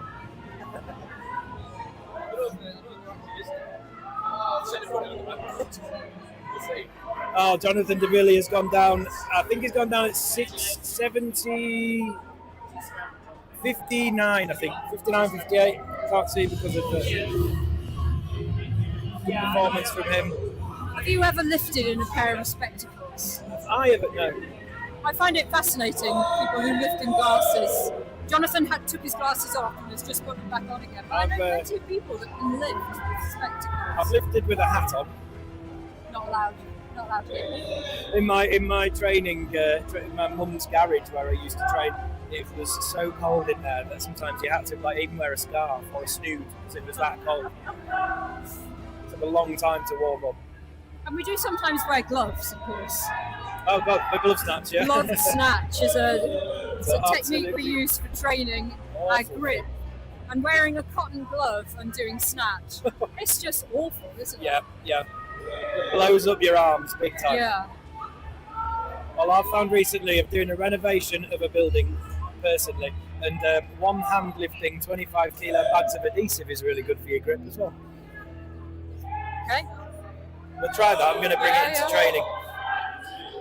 I have heard of other techniques of putting, like washing up liquid or soap on the handle to get you used to it being a bit slippy, and can you grip it when it's slippy?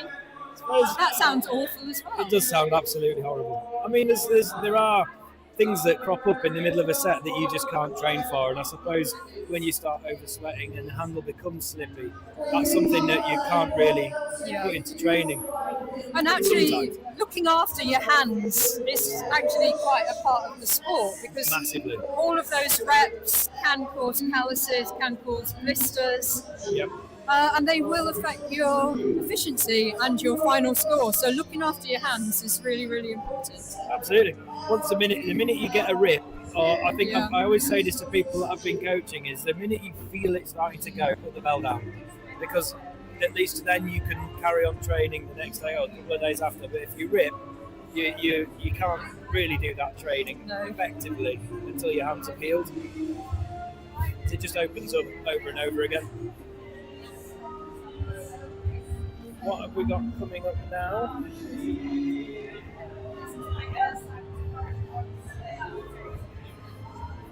The Australians, platform 6. I can see Steve furiously chalking a bell. Yeah. Puts a lot of passion into his chalking of his bells, does Steve? Yes, he's very good at it. I'm not a chalker. So me neither. So I look at that and I just think, I can feel my hands blistering just watching it. It's I actually in Corfu, this is not obviously Steve's fault, it's my fault, because I got him to chalk my bell. I don't know, because I thought it's going to be hot, my hands are going to sweat, I might put chalk on the bell handle. it was the biggest mistake because it was during my snatch set and I taught, after about 5-10 minutes, about 8 minutes I think it was, and it was due to the fact the chalk went really gritty because of the sweat, and I wasn't used to it. I didn't know how to sort of adjust my grip or how I was catching the bell at the bottom to actually take it into account. So I learned that lesson, and I now don't chalk hardly at all. I'm very light dusting, and that's it. Absolutely. Seems to work for me. Yeah, same.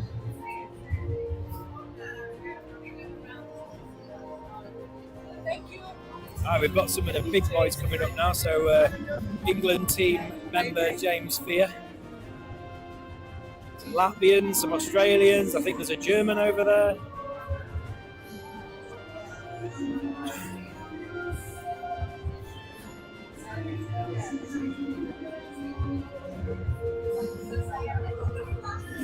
And Spain. Spain have got a new kit, I believe.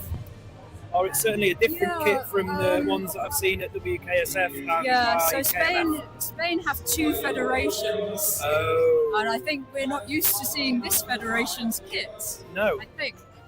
I didn't realise they had 2. Yeah, they've split. Is that a recent thing? I think it is fairly recent, Okay. And it happens in lots of countries. It's happened in Ireland. I hear rumours in Italy and Poland. Oh yes, it has in Italy. Yeah. And I just think it's a shame. It is. In England, our policy has been lift whatever you like, wherever you like, for whichever federation you like. Yep. And I think it would be a real shame if we made people choose. No, I think it fractures the sport in that country, and I think it makes it harder for the sport to actually grow. James Fear over there, I remember him in COVID days when he started lifting, and he's always had the cleanest jerk technique outside of Chris Kyle with that amazing Look overhead. at that lockout. It's absolutely superb. So I first met James at the equivalent of this competition in 2024. So the European Championships in Paris. Oh yeah. Which was a great venue. Great to be in Paris just before the Olympic Games. And again, he did a very tidy jerk set. He at that time he was competing directly against Josh Neal. Oh yeah. And it was my first time watching Josh as well. And they were both in biathlon. And James won the jerk comfortably, and then Josh won the snatch comfortably. And initially they had both emptied just biathlon, but then they paid to enter the jerk and the snatch individually so that they could get more medals, and that way at least one of them would get. Each of them got a gold. Oh, good. Yeah, he's always quite envious of people with that type of lockout. I've never had the shoulder mobility to be able to achieve it, which is why I favour single arm lifts more. But it's really nice to see that. It's efficient as well. The dip is small. Isn't that beautiful? Yeah, and I amazing. don't honestly think he's got a coach. I think he's one of these people that trains on his own and turns up to qualify and go to competitions. Yeah. So good for him. Yeah, I don't have that discipline. If I'm not online or with people, I might not even do it. Oh God! So, I have to do it when I've finished at work. I'll come home and jump straight on it. It's been tricky recently, but I've been getting it done. Would you lift on your own then? Yeah. Oh gosh, okay. On my own, no music. Oh no. Just listen to the pain of my old bones creaking. And see, in stark contrast, we've got Steve Blackshaw, who's obviously got very powerful shoulders. His lockout is slightly outwards, as opposed to being straight up and down. The German guy, and in fact, the Lithuanian chap has got he could lift in a drain pipe. Yes. Is there a rule, tell me, about knocking the bells together at the top? I believe there is. I thought there was. Because actually, if you rest the bells against each other at the top, it is an advantage. Well, you're kind of distributing the weight between both of them. In some ways, you're taking the weight out of your shoulders and leaning on the bells. So I thought there was. It's not a good habit. No. He looks. The Latvians got very, very close together at the top. The Lithuanian on platform 3. Yes, Lithuanian. Sorry, my mistake. I'd give a warning, but not a no count necessarily. Yeah. it's one of those things that unless you watch the video of yourself lifting, you might not even know you're doing it. No. I suppose this is the good thing about having a coach and having people to train with. Yeah. You know, you can get into bad habits when you lift on your own. Yeah. Obviously I train on my own, but I have a coach in Steve Gordon, so he sort of gives me a nudge every now and again.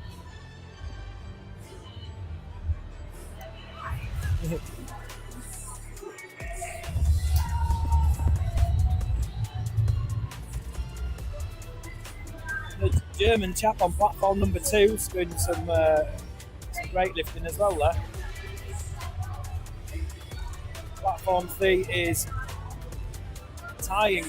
just about tying with James. Couple of reps ahead. 1 rep. I think James is probably a different body weight. I'm not sure. And I would imagine because Steve is from Australia, I would imagine, yes. he might be, even though he's doing exactly the same lift, I'm probably the same body weight as James. I'm not sure that they would be against each other for medals because of the Grand Prix championships. Steve's gone down. Okay. Valiant effort. Yeah. Valiant effort.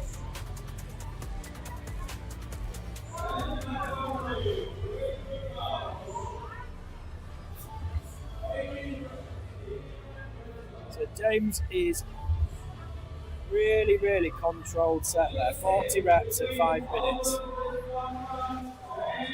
Just being very cautious, which is really good. I know we're standing a long way away, but do you think he's even sweating? I don't think so. I've always thought he's a very cool lifter. Isn't he looks cool? very, very. I mean, his left half is over his head I know. for a long time.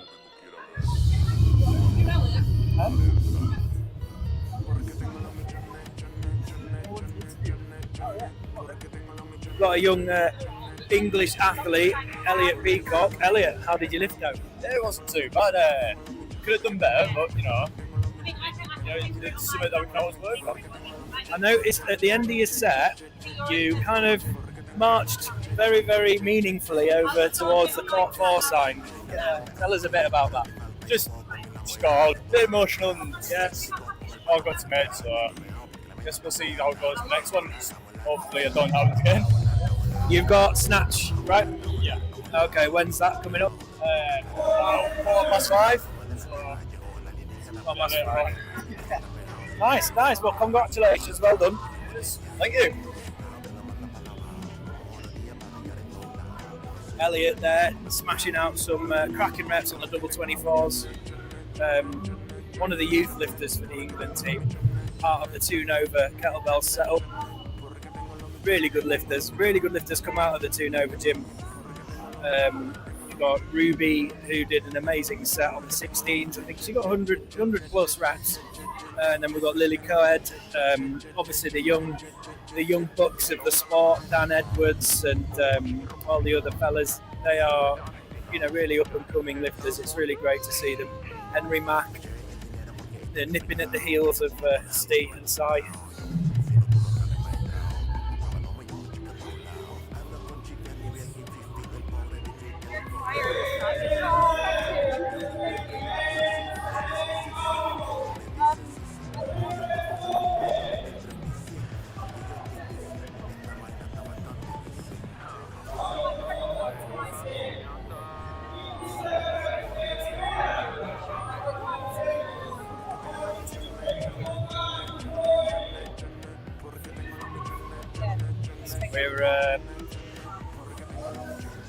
We're welcoming in a new commentator. Hi. Hi, Hannah. Hello. What are we? I just got handed this. Yes. I've come to join you early. I think they've lost Jenny's credit card. Oh. Yeah, not good. Okay. No wonder she handed that to me pretty swiftly. That's fine. So, look, hey. To update, my mum's filming us now. Elaine Skinner, she's lifting today at around 6 p.m, I believe. Single arm, long cycle on the 8s. So that'll be an interesting one to look forward to.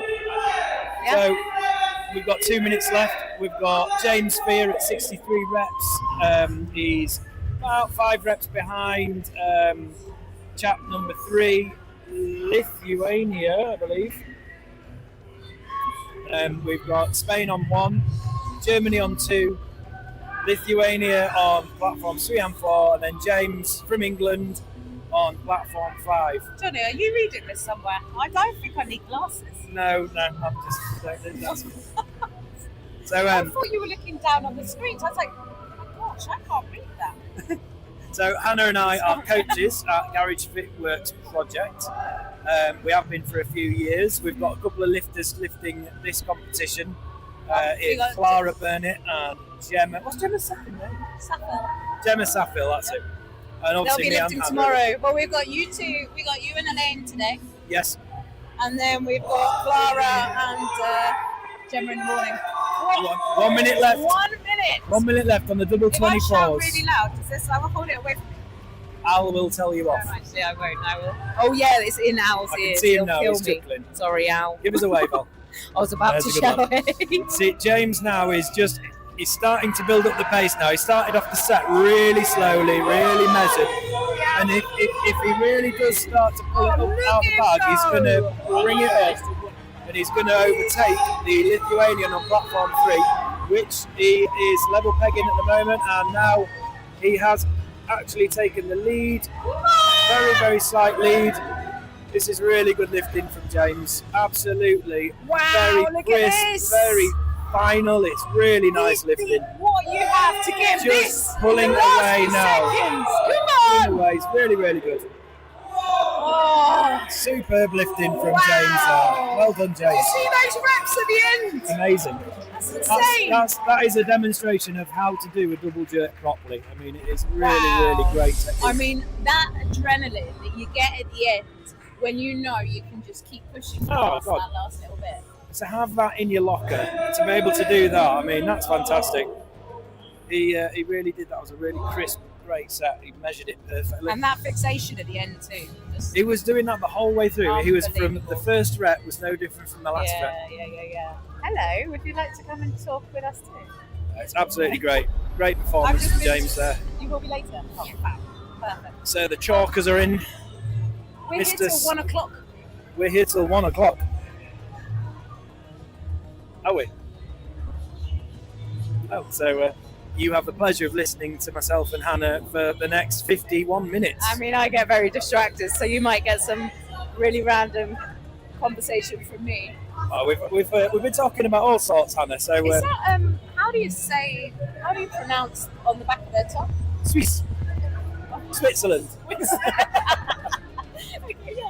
I really like their tops. They've got good tops, haven't they? Swiss. Oh, it makes sense now. Yeah, Swiss. My geography is not the best. If you know me, It's- this will I not think it's surprise worth- you whatsoever. It's worth remembering that when they're making their tops, they're making them in their country, in their language. Yay.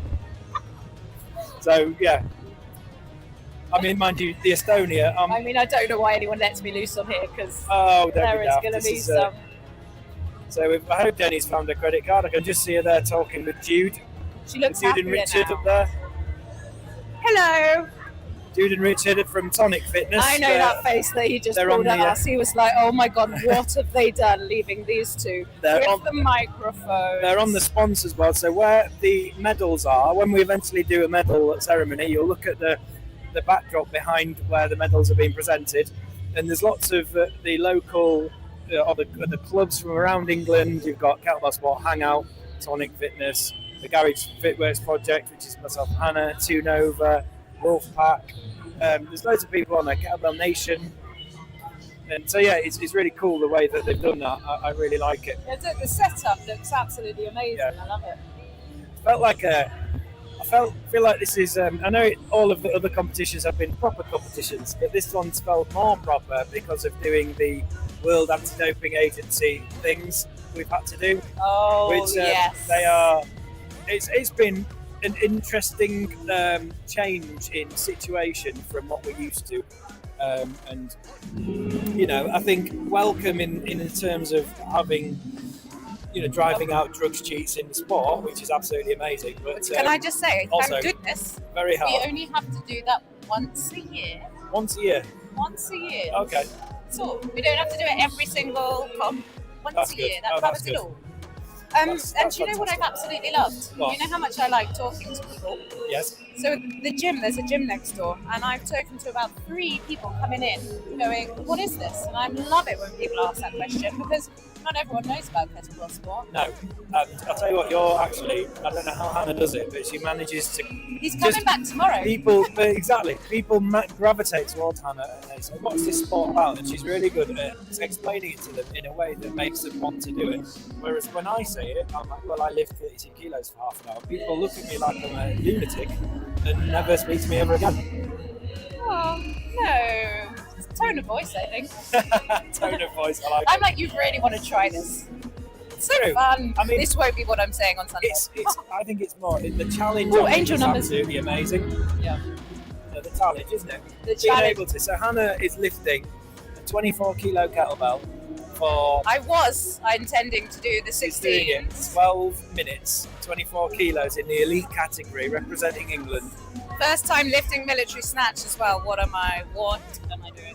I'm excited. You're going to be fine. You're going to knock it out of the park. Do you know what? It's going to be what it's going to be. But She's, we've got a whole 2 days of lifting before that. She's up against some very powerful lifters. The best in the world.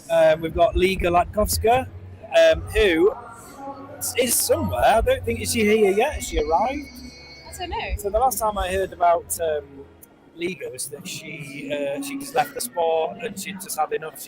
She'd done everything that she could, and then I saw her name on the flight list. She's making a return. Wow, a return, is she? Yeah.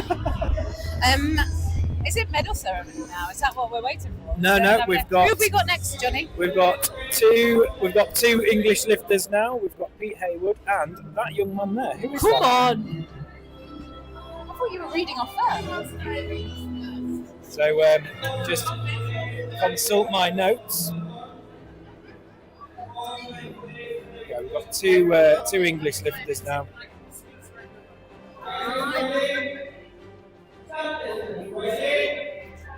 Got Debbie Moulton here. If you want to come in, Debbie, and have a little chat. Come and have a chat. Say hello. I need lunch. Come and have a chat. So Debbie, what are you lifting this comp? I'm lifting 24 kilogram one arm change long cycle. I'm military snatch 16. Nice. And when are those?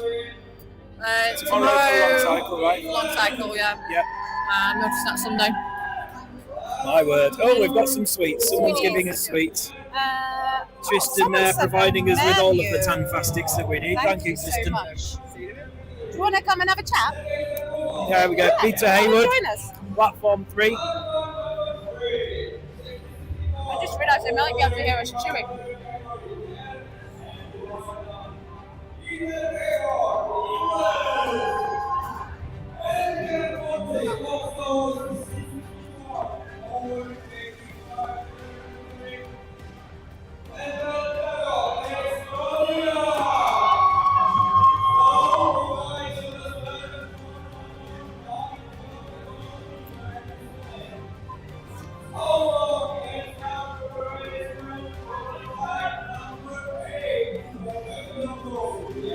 We have Samuel Orton on platform 1, representing England.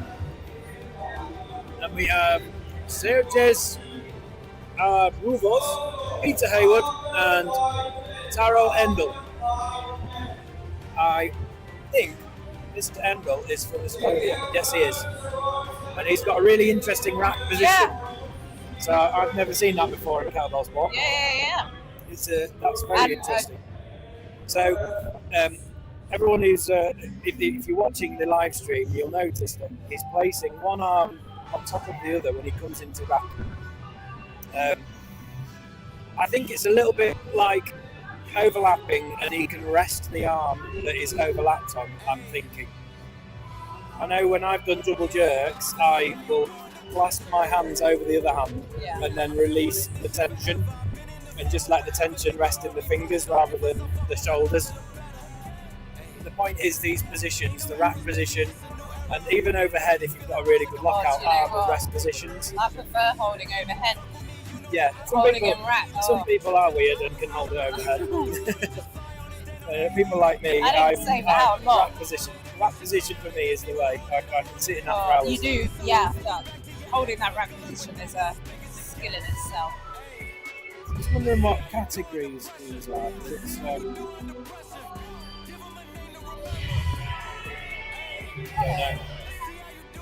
What job have you got at the moment? So we've got Relaxing. all these chaps That's a lifting good currently job. are lifting the 16 kilos, double 16 bells. They are definitely not all in competition because I think there's a good 30-year age gap between platform 1 and platform 2. Absolutely. Yep. But it's interesting to see the level of reps that we've got. I mean, Mr. Engel on the end, the Estonian chap, is just hit 50 reps in 6 minutes and 44 seconds left. So, filling out some good numbers. Don't you find I always find when I'm watching the lifting, I do the breathing for them. I sometimes I've noticed that I do the bump. Do you do that? I'll I sit blow, and I'll I'm go like this. Exhale. Like that. So Yeah. up here, you can imagine, we actually look hilarious. I'm We're blowing bobbing out, around like little gnomes. and Johnny's just bouncing. It's no, it's because it's really. I find it very hard not to get into it so much. You know. I'm getting distracted with what your mum's eating. Yeah, it's quite difficult to get in it. Come Yeah, on, where are they somebody- at now? I definitely need glasses. Can you see? Oh, there's a bigger screen in front. Oh, We've, really was going to got go a- home and book an eye test then. A little bit of 6 minutes to go. a little bit of lifter migration going on platform 2. There is. It's starting to come very far forward. And, That's easily done. Samuel at the end, he's moving a little bit further back, but he's pulling out some really nice reps. And Pete is, as always, knocking it out of the park. There he What a man. goes. Yes. I remember I did a competition with Pete in Italy, and he won a medal, but he went back to his hotel room. and calling his name, and Pete's back at his hotel room having a sleep. No. Rookie error. Did someone go up and get it for him? No, they redid the ceremony for him. So he came back and they redid it. Really? Yeah. Not with the other lifters, they just called his name out so he could go and collect it. It's a great Come comp. on, halfway. So I've noticed as well in a few of these competitions, there is like in the sports halls that we've been to in our past, there's always a bar somewhere nearby. Oh, there is a It's typical. it's such a Difficult to think. It's a cafe. There's a cafe, but in England, it's like obviously England's associated with a bit of drinking, but the cafe, I don't think it serves alcohol. There's Now, no it's an alcohol interesting here. thing because at the end of the core food competition, they handed out lots of beer and things like that, which Yeah, is interesting to me. The first ever competition I went to, there was a big thing about cherry beer. Everyone was Oh, drinking cherry beer at the I end of remember it. that was in Belgium, the Yes. IKMF in Belgium. That was a great comp. Wow, looks like it's going to be. What do you think about the medals, Hannah? I love the medals. Have you seen how big they are? The medals are massive, and I keep seeing a red cushion. There you So go. they must be given out on a red Oh, yes. cushion. And look at the trophies. They're the trophies relay look trophies, fantastic, aren't don't they? they? And yeah, there's a whole table full of trophies. Love it. So many. I was talking to Jenny earlier on about the reason why we have people from not from Europe doing this comp. Can you please give me this answer because it really confused So, me. There's the European Championships, Yeah. which is you can enter that if you're in Europe, Yeah. and then the European Grand Prix. And the Grand Prix is open to anybody. Hence the reason why the Australians are here. Is it Taiwan? They're here. So I think that's really cool because it opens it up to obviously it's a commercial benefit, but it opens it up to lots of other countries as well. Do you know what? Is that why? So when we were chilling last night, the European, what is the Euro song thing? Oh, Eurovision Song Contest. Yeah, that was on last night, and Yep. Australia was in it. Yes. Yeah. Oh, I'm not sure why that is.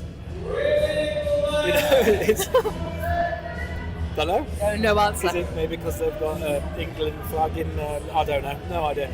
Maybe someone will comment on the live stream Yeah. and tell us why Australia or how I mean, Australia. I are think everyone. in- I was lovely. I've just noticed those cool banners down the front with the English kettlebell logo and the competition logo. Do you know what? So far, it's been absolutely fantastic. Yeah, the competition logo as well. I want to talk to the designer of that. It's literally a Viking strangling a kettlebell.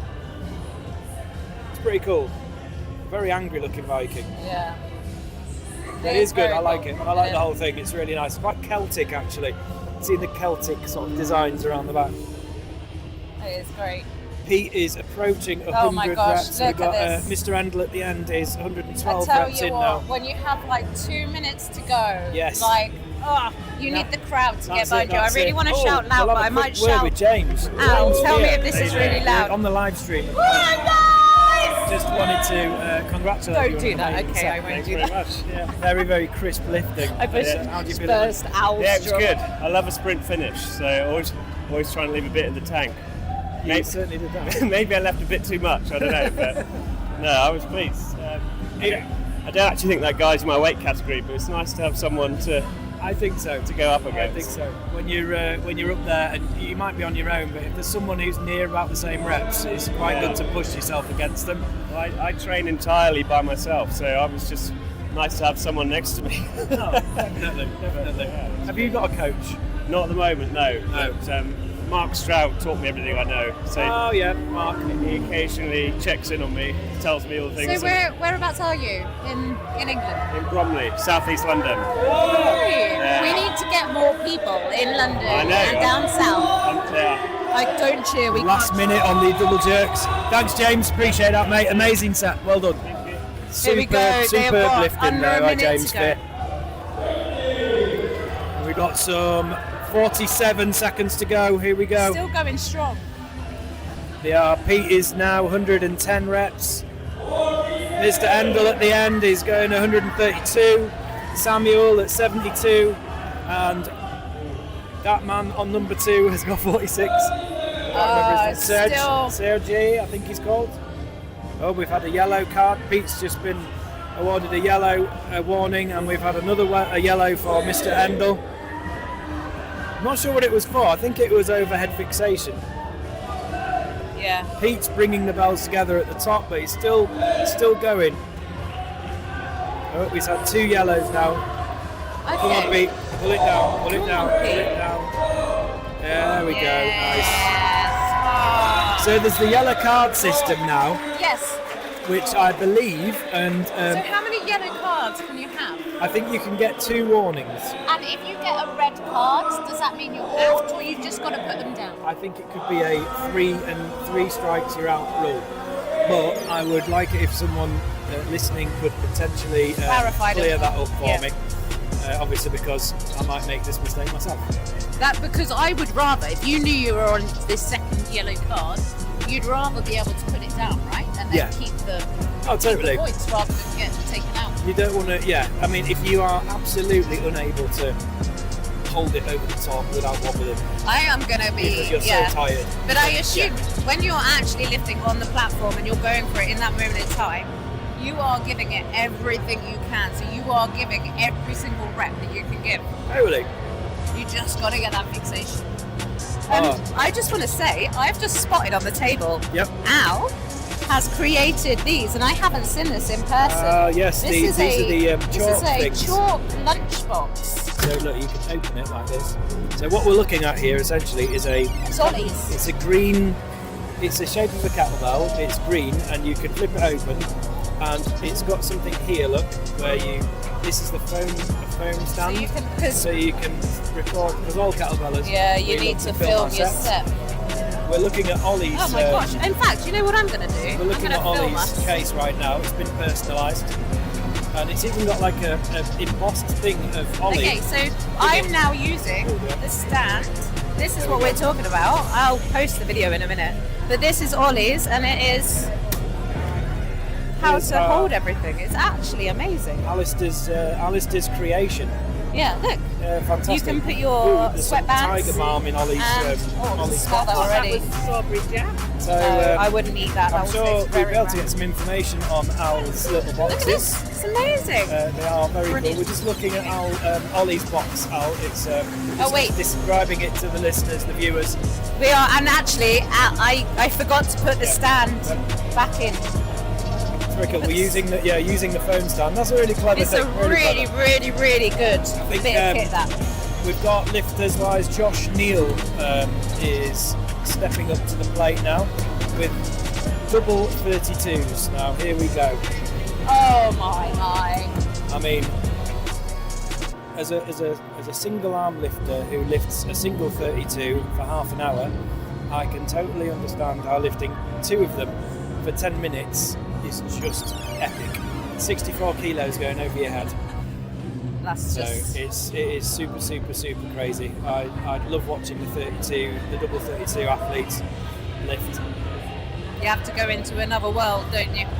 Yes. But you have to. You have to have your training and your technique, focus, which sometimes it's difficult. Half an hour certainly it's difficult to maintain focus for that long, isn't it? Well, it certainly is. And you know, I've just written something called the Calm Mind Protocol, which is all about lifting and coming up to a competition, because there's so much, you see all the physical stuff, but the mental side of things that goes along with competition is absolutely huge. It is. Like the breath work and the preparation and even the post-comp blues. Post-comp blues is a real thing. I think any kettlebell lifter that you spoke to will totally relate. But when you get back home from the competition after being in a sports hall with people shouting and cheering people on and all that, it's like, you have a week of, it's like holiday blues, isn't it? You do, you really do. But you're putting yourself outside your comfort zone. I mean, I keep having to say to myself, I pay for this. Yeah. I pay for this. Hannah said to me once, she said, this is your choice. This was your choice. Everyone here, this is our choice. It is. But that's it. It is all about overcoming those nerves and, just seeing what the day brings. Totally. You don't know how you're going to be until the day comes, until you step onto that platform. Hello. It is very much yes, a mental thing. I mean, you can train all you want, you can hit your targets all you want, but if something's not quite aligned mentally when you get on the platform, sometimes that can be the difference between a set that works and a set that doesn't. And a lot of these lifters so far, we've had a couple of early finishers. A chap a couple of flights before this last one only lasted 10 reps and then put the bell down, so I have no idea what happened there. You just see Sam there after his lift, chilling out, good performance. So great to see so many English athletes around as well. I know this is our home turf competition, so it's great to have everybody there. To be fair, we always take quite a good turnout wherever we go, don't we, really? Yeah, it's not bad. It's not unusual that we take a small team. I like this dramatic. This is a great one. So if there's Josh here is up against. I'm not sure they're all in the same weight category, but there's 5. I think these are Ukrainian lifters. Yes, they are. So 5 Ukrainian lifters, and Josh at the end on platform 6. Come on. Off they go. Here they go. And there's some. So platform 1 and 2 could potentially be the same weight categories, quite light. You've got to remember these 2 bells, 32 kilos each, so 64 kilos going above your head.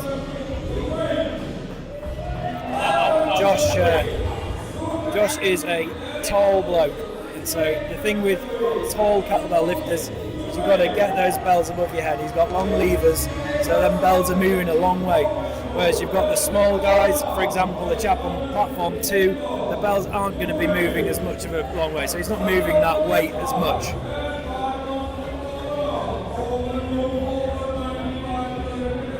He's got some great lifting there. I think Josh is hitting about an 8 RPM. 7 RPM so far, yes. We've got platform 5 on 15, platform 4, 13, platform 3 on 8, platform 2, 11, platform 1, 10. Who are we looking at, Ollie? I'm working out what... I'm trying to catch up and work out what flight we're on. I believe we're on flight number 9? No, flight number 8. Flight number 8. We've got Josh Neal at the end. So. Yes, I am with you on 232s. So I'm just working out whether he is with anyone in the competition. So they're open. Yeah, so apparently, as far as I can see it, platform 5 and platform 6 are head-to-head against each other. 5 and 6. Ah, right, okay. Platform 5 is looking like quite the proficient jerk lifter. He's looking pretty solid. Yes. He's got some big legs to get them underneath them bells. It's that physique that you seem to, with the top double jerk lifters, that's the physique that you generally see, don't you? It certainly helps, yeah. Being able to have a good frame to rest the bells on. Sometimes people like that, with the weight coming on their chest, they feel more comfortable resting overhead than they do resting in the rack. People like Al, people like Lukey, that's 64 kg coming down on him there. Yeah. And he tends to lean back a bit more than Josh, but Josh has got that taller frame, as like you said, with those longer limbs. It makes everything a little bit longer to lock out, a little bit more troublesome. Yeah, them bells have got a long way to go, haven't they? Yeah. Quick scan of the reps then. So we've got Platform 5 leading all scores on 38.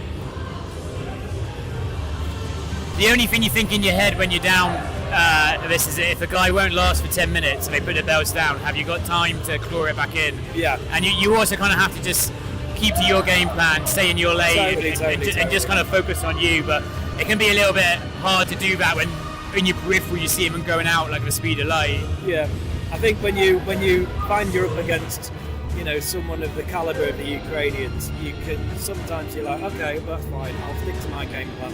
Yeah. This guy, Platform 5, is just smashing it out. He's doing a really good job. He's looking at well over 10 reps a minute for this. He looks very, very calm as well, quite relaxed. I always find Josh does too. I always find it really impressive at this weight when you see the smaller guys like on Platform 1. But it's got to be close to their body weight that's going overhead there. Absolutely, and at 30 reps in, that's just something that seems so impressive. A couple of these guys are under 23 years old as well. Wow. I think, wow. There's some good lifting. Yeah, so you think about how high those bells are when Josh gets them overhead.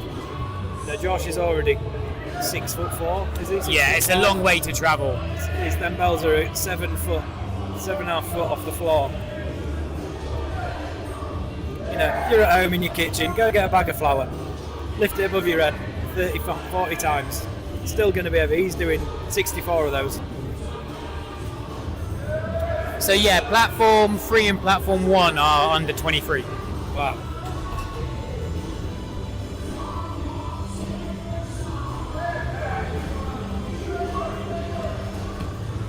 Some really good. The Platform 4 as well, 48 reps.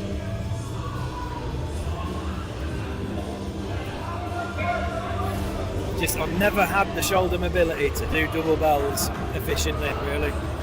It's a real shame. It's one of those very specific things to have that mobility, the shoulder mobility, and to work on it, such a specific strength endurance. Yeah. Me and you both started on GS way back before we even knew about Dale Wilson and marathons and half marathons. I always tell myself I'd like to finish off back in there, but when you see the lifts like this, it just, you know how much pain it is to go through to get to this level. It's such an impressive display. Totally. I think Chris Guile has kind of handed over the baton when it comes to elite 32 kilo lifting as he coaches Josh. You can see him there watching him. And 34 reps in 6 minutes. That's an impressive display. If you take a look at qualification standards, if you take a look at how hard it actually is to do this, in your mind you're thinking last 10 minutes. Show that you can last 10 minutes, climb it up to 50, 60 reps. You've had a good showing for yourself. You had a really good display of strength. Technique's looking solid. He does, for a taller person, he's looking very comfortable in that rack. Yes, he's very, very comfortable there. The elbows are solid. The bells are looking structured. There's not a lot of movement above there. It's interesting that when he gets the bells overhead, he kind of looks down. Yeah. I always have an issue where I have the habit when I get tired of looking up, which isn't good for your shoulders. You kind of look up. The heavier the weight you've got, the more psychologically you want to make sure it's there. So you start to look up, but it doesn't do you any favours whatsoever, particularly on doubles with your shoulder mobility. Yeah. And Chris just had a bounce out of rack there. Did you see that? Yeah. 5. I think he got away with it though. Yes. But Chris Guile probably had some of the best shoulder mobility that you're ever going to really see for a bigger guy. I remember when we were both coached by David Cohen years ago, and the amount of work we used to do on shoulders for him. Yeah, his mobility. Chris's was always amazing. And you look now, if you look at James Fear as a lifter, he's got a similar sort of lockout. he's looking really, really tight, crisp. Great. His set was absolutely superb. Yeah, it's been so far already from the start. It's been a great day lifting. It's gone down. It's gone down. Do you think you had to get 100 now? You're not going to pull out 68 reps in 3 minutes, but sometimes I was thinking, sometimes mentally when someone goes, you go. You never know how much was in his head, but sometimes in your head, the person to your left puts the bell down, and you see platform 3's gone as well. Sometimes it can just go like that, but then also 7 minutes is a milestone to achieve it that way. So you can see Chris Guile going over just to congratulate him, and just 43 reps is a really good show for himself there. Respectable score, definitely, yeah. And we've got, I think, platform 4. He's really grinding them out now, and I'm really liking that. He looks so relaxed as he collects it. Platforms 1 and 2. On 60, 61, superb rep count for the body weight. That is, and these are young lads as well. Yeah, platform 1's still under 23. That's really impressive display. That. And on platform 4, he's still looking pretty calm. The breathing's not out of control. He's looking pretty focused. If not, you can see some lifters are literally hanging on for dear life, and you can see there he's staying relaxed. He's staying relaxed on the drop. The bell's looking pretty steady in the rack, and his breathing's looking really good.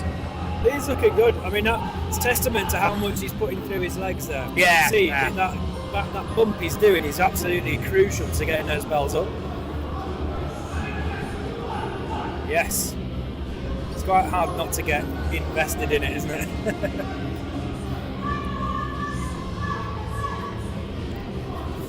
$83 in a minute. So he's probably got in his mind, he's probably thinking, I can get to 100 here. You've got to have it in your mindset, yeah. I mean, the RPM that platform 5 must have been on to get the 100 reps in 7 minutes, that's some pretty fast going. Yeah. So he came down at about 2.5 minutes. Yeah, he did just over 7. That's not bad. And again, if you had 100 in your target once you hit it, in your mind, you're going to be thinking, this is, I'm done here.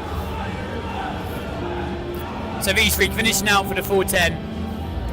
It's going to be hard to get 100 there. You're just letting it get away. 10 reps in 30 seconds. Yeah, it's. I'll tell you what, it's a respectable score, body weight wise, things like that. So you're up for half an hour jerk? Yes. Yeah, half an hour jerk. You got a number in your head? I think anything over 450 would be really nice for me. Yeah. I mean, I'm not under any pressure because I'm in a category on my own. You know, so you need to have your own. When you're doing that, you have to have your own markers. You have to have your own matrix of what you want out of the set. Yeah. 5 seconds to go. He's so close to it. 96. That's a great 20-second sprint. So the young lad at the end, 82 and 92. That's amazing scores. Yeah, I am lifting against my good German friend Torsten Baltz. He's not in my weight category, but we kind of have a bit of a friendly rivalry. So. That's nice to have because you got the numbers going up, and when you're both on the same bell and it's rep for rep, you kind of know where you stand with it. It's good to have that little thing. It makes the setup a little bit more interesting. I try and tell myself not to get competitive with people on the platform. Who aren't in my group, but it's so hard not to. It's so hard. Very, very difficult. You get swept away with it. Just one technical thing. Al, are we going down now? Are we still good? Yeah.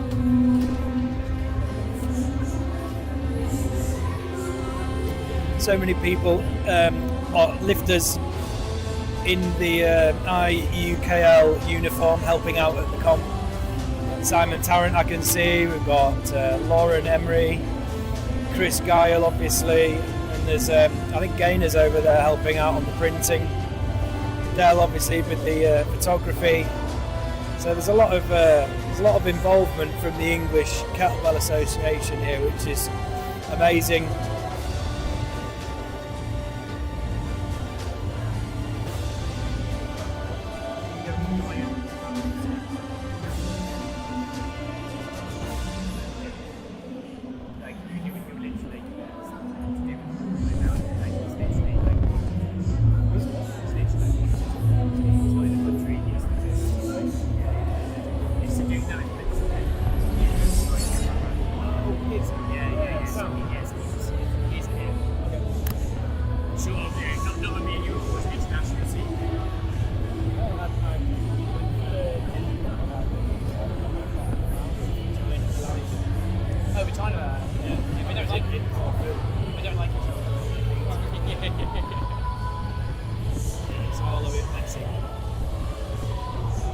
Just setting up now.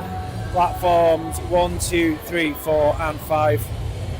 Ukrainians again. Obviously they brought the biggest team, which is really, really nice to see for a country that's obviously having a few issues at the moment. It always amazes me how their system allows them to come and travel, come and do. A lot of these guys are literally coming off frontline duties, given time to train, given leave to go out and do it, and then go right back into active service. I mean, that's the scary thing, to be fair, is the fact that they are literally coming from the front line, and it's a really good sort of way of bringing that home, that war, into your front room or into your kettlebell sport arena, where it becomes very real. We've got, I think it's a Ukrainian heavy lift. Yeah, we got flight today. 4 from Ukraine.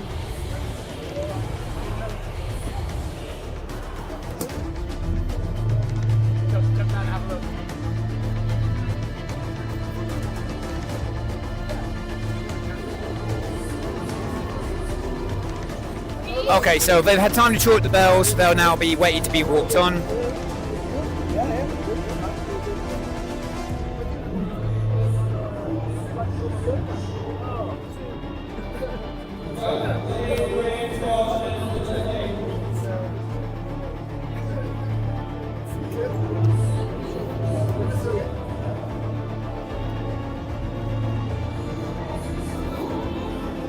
Great thing about these comps, people come up and say hello. I find it weird that they set the set up, count them down, and then announce the lifters. I was waiting for them to announce it and then do a countdown. They've all got the different ways, haven't they? I find it very different. I think it will be very different with the platform set on the ground and not having a stage. So the WKSF, they like to put a stage up, which makes it look really impressive, but you have to get used to it because it does move. So the balance becomes a bigger issue, because if you get an 11 platform rig and you've got 11 people with bells lifted, it will make the rig swing, it will make it move. And if the first time, if you're not accounting for that, that becomes a real factor for you. Yeah. I think the setup here is really, really good. It's very tidy.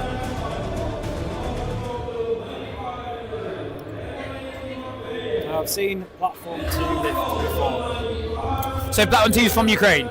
Yeah. They got a nice uniform, I quite like it. I like the black. They were yellow and blue, weren't they? Yeah, it's always this yellow and blue, yeah. But it's they're all in black now. Looking pretty slick, to be honest. Oh, it's not all Ukraine. So platform 3. Yeah, platform 3 is from Taiwan. Yes.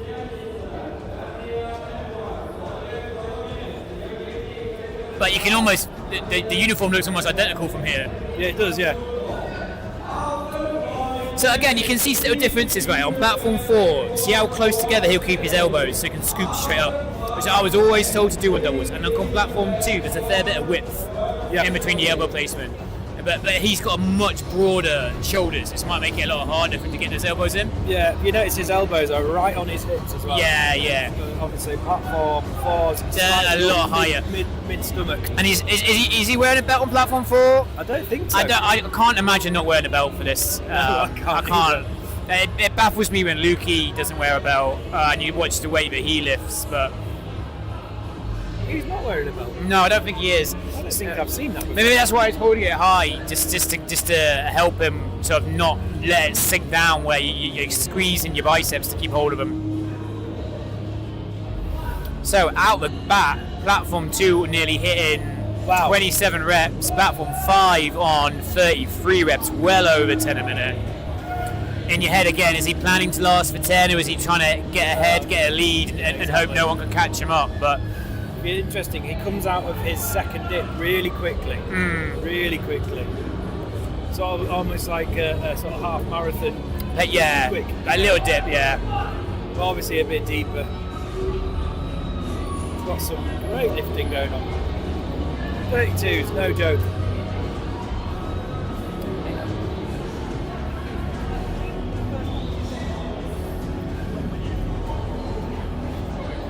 Okay, so we're joined now by Wendy, who's from Team Scotland. So Wendy, just introduce yourself. Hi, I'm Wendy Rattray and I'm lifting for Scotland for the first time. Okay, so what got you into kettlebell sports? Saw an advert for a beginner's course and just thought I would just go along and see what it was all about, and I loved it. And then you got roped into representing your country. How long did it take from joining and walking straight in to get a Scotland uniform? It was about 4.5 years, I think, so quite a while. 4.5 year process, but you're going from essentially a beginner to an international standard with it. So what are you lifting tomorrow? I'm doing one arm long cycle with, one arm long cycle. On a 10 minute or a 30 minutes? 10 minutes. So one hand change? Yes. Okay. What's your game plan for when you're going to change hands, and what hand are you going to start with? I'm going to start with my weak arm, which is the left, and the game plan is to try and do 4.5 minutes and then switch to my right. Okay, I always start on my weak hand for it. I always have done. I think it's such an advantage for it. Who's coaching you, and who's responsible for getting you here? My coaches, I coach with some of the Scotland team, so that's Kaz Ewan and Morven McGregor. Okay, perfect. How are your nerves holding out? They're not. Okay, so I want to know, once you've done your set, I want you to come back and find me and tell me how you feel about doing another one internationally. Oh, okay. Okay. All right, well, best of luck to you tomorrow if I don't see you, and we'll catch base with you tomorrow. Okay, thank you very much. Thank you very much. Okay, so looking back up on the scores, and yeah, no surprise, Platform 5 edging away here at 64 reps. Close behind by Platform 4 and 63, but I don't know if they're in the same weight group and age group, so I'm just going to double check that.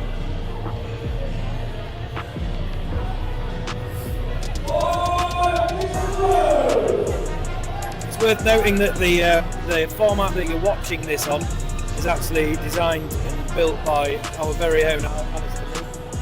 The Battlebell format.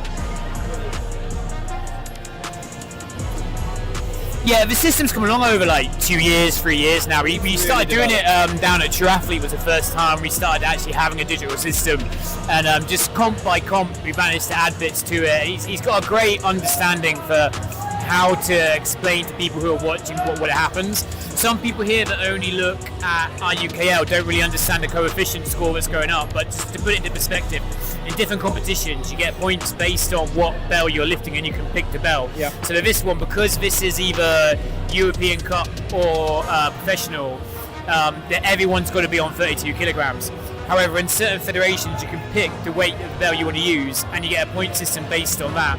Additionally, some affiliations will mix bodyweight groups and give a bodyweight coefficient system as well. Ours managed to get all of that factored into an algorithm, so as the judge gives the rep, it works out not only what points you're getting, but where that puts you kind of in your placings, which in different federations becomes really useful, because you're not trying to work out in your head where you are while you're lifting. So touching base here, so Platform 4 and Platform 5 are actually in the same group against each other. Oh, wow. And it's a 3 to 4 rep difference between Platform 5 and Platform 4. And you're just starting to see now that little bit of separation as people in their Platform 3 is just stopping to lock out on his right arm. He's going to go regroup and go for one more, but when you add 2 no reps to that weight, it's not a good sign that the next rep's going to go on. Each attempt takes a lot out of you. Taking his time, isn't he? Yeah, he got that one up there. Good refocus, good regroup. This is where the lockout means everything. Everything, and that drop to make sure you're just not arming it up. But Platform 2 still going at 87 reps just behind, so coming up to 3 minutes left, and you've got a 4 rep lead on Platform 6 to Platform 2. So this is one thing that's worth noting. On 10-minute sets, Johnny, you're going to get so many more events and sets that go right down to the last minute, right down to the last rep. Because there's now 4 reps as Platform 3's done there, a respectable 41. But there's now 4 reps between them. And a half marathon, with the distance that people go, the duration it goes on for, it's so rare that you get competitions that get that intense. You're normally 10 reps up, 20 reps up, or point systems up.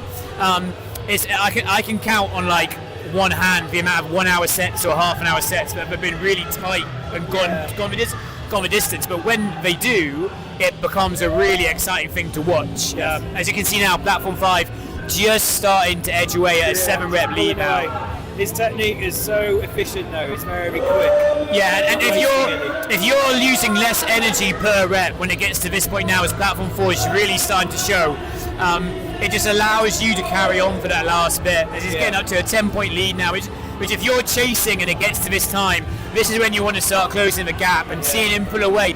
Mentally, it just takes it out of you. I think platform 4 he's trying, he's pushing it. Yeah, I think there's a bit of... and now you're having to side rest, and it's going to take so much longer per rep. There was a little bit of panic on his face. Yeah. On that last rep. But you're 8.5 minutes in. I mean, anything over 100 on the 32s is superb in my book. I think anything over 10 for me would be a PB. Likewise. So, platform 5, 120 reps. Still looking rock solid still here. Looking, every rep is spot on. Big candidate for the absolute cup here because on 232s, that's pretty... On 232s, that's got to be rep for rep the biggest one of the day. Oh yeah. Just putting his foot on the gas a little bit now. Mark it up. And still on platform 4, like 112 reps. It's still really fighting for it. He's not putting those bells down, is he? He's gonna fight until the last second. Really good lifting there. Really impressive platform number 5. You have to check it somewhere for IUKL where you are on a record basis here at 134. That's some rock solid lifting. And he's still, my big telltale sign is when the breathing starts to go, you know they're struggling. But all the way through that set, the best lifters, their breathing is so controlled, their face is really showing nothing there. As he gets his last 138, he's got to be thinking, not quite 140. He tried it, they won't give it to him, 139. Slightly too late, but... 13.9, just under 14 reps a minute for 10 minutes is something special. That's absolutely amazing. Fantastic. Yeah, he's looking for it,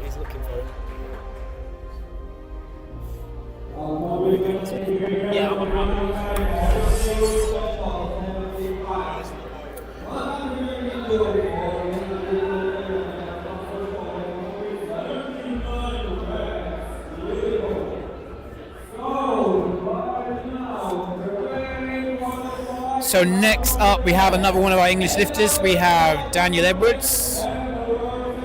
I think this is his first time on 232s. He was talking about it earlier.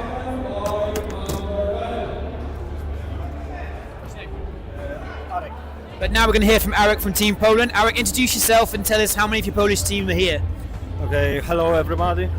So we came here with 6 people, 1 girl and 5 men. And I think everybody's going to start with each competition. Okay, so we got people in jack and snatch, long cycle. So and I just finished my 2-arm jack. I'm pretty happy about it. On 32 kg with what reps? I got 87 reps. On plus, let's say. Yeah. No, that's impressive. From someone who does more marathons than do GS, but having done some GS lifting, the weight, the overhead weight, the stability, the fixation for those reps is pretty insane. What do you think about the rest of the teams here? All the teams are really strong.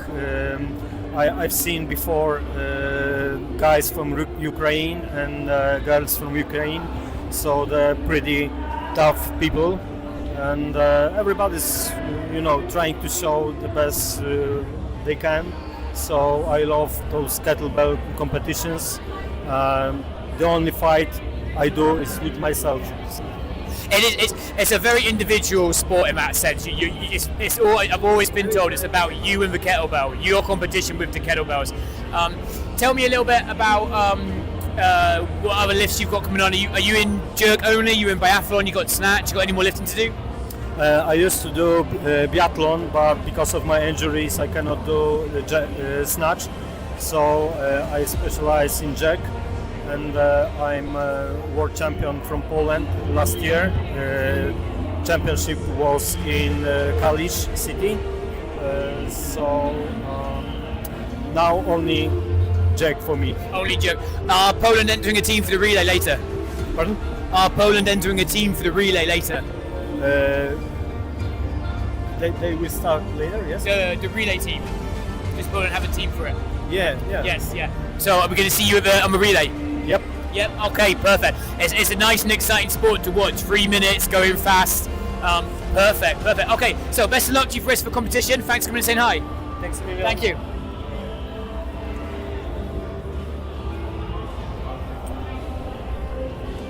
So another one of the Brits coming on today on the 32s.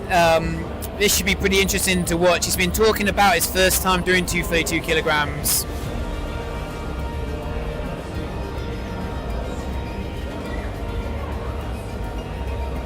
And he will be up against one of the Czech Republic lifters. I'm going to make an attempt at pronouncing his first name as Dimitro. And now they're being brought on.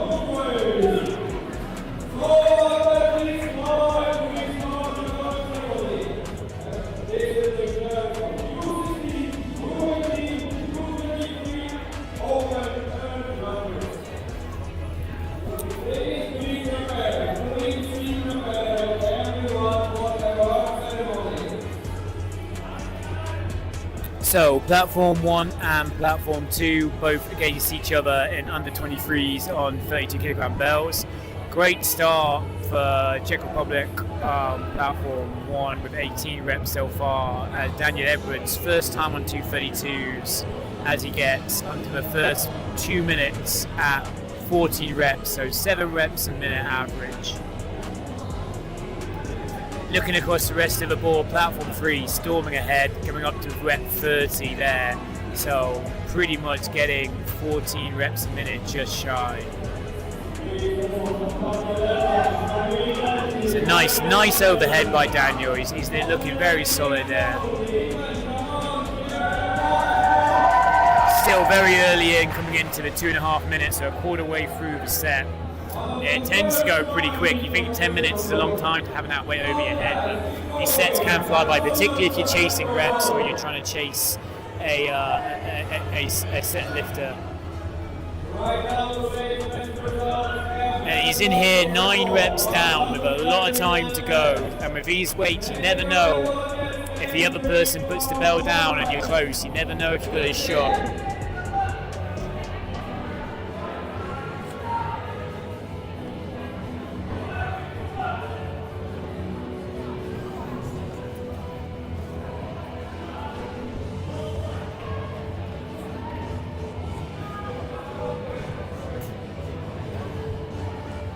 And he breaks 21 reps here, coming into 4 minutes in. if you take a look at his age, you take a look across the board, 21 reps compared to the other lifters, he's going toe to toe with them. Yeah, you've got to admire when these young athletes step up to these weights. It's a huge weight to get into compared to where your comfort zone might be from 24s. The difference going up from 224s to 232s, for some really good lifters, it's just too much. So his age to be really diving in here and showing a good set for himself. 24 reps now, so he's down 12 reps down on platform 1, and platform 1 is looking really, really nice and solid, really relaxed.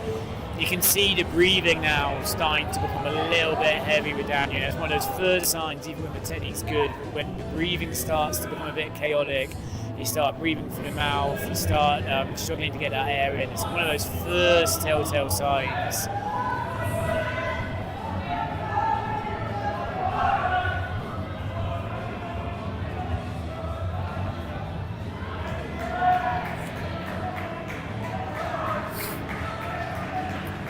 And he's coming close in here on 30 reps now. Still looking very solid overhead, very strong lockout. Bells nice and close together. Arms right behind his ears there, arms really pulled out there. Great shoulder mobility.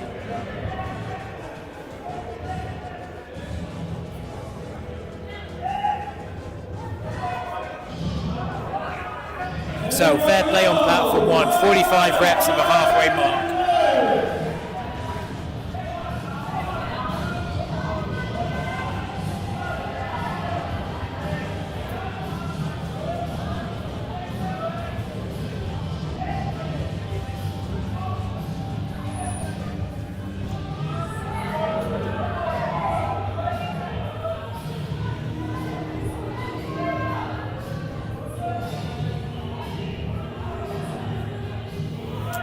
And platform 3 coming in at 70 reps now.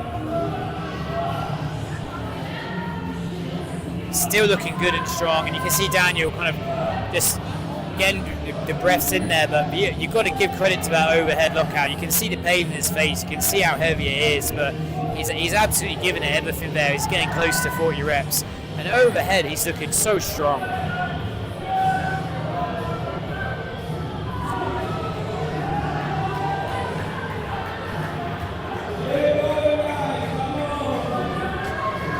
Again, a bit of side leaning on platform 4 at 40 reps, just taking pressure off one side, just to give you a little bit of comfort, resets to lifts.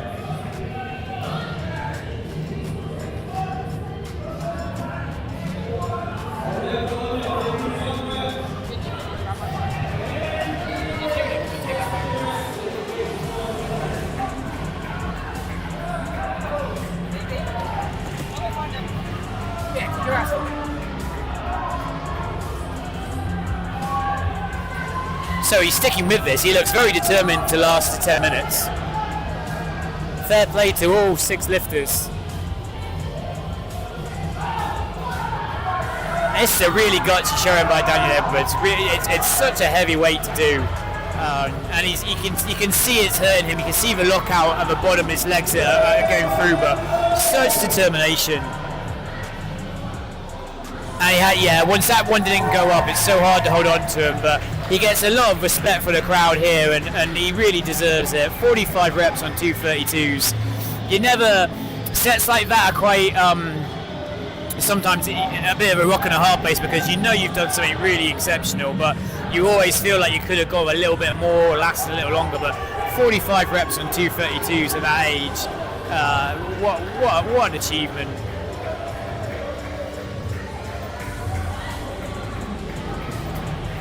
As platform 3 is about ready to jump up to 100 reps with 2 minutes left to go.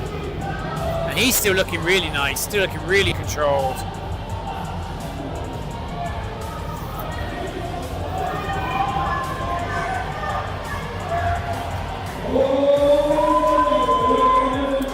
And 2 minutes left now. Who's going to sit it out?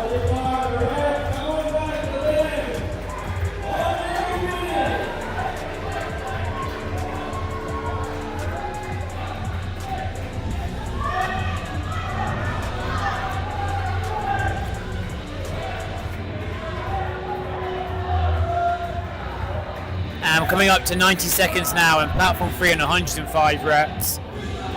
Platform 6 upon 61 reps. Platform 1 under 23 years old, having a great set, 76 reps here. He's still got 90 seconds left.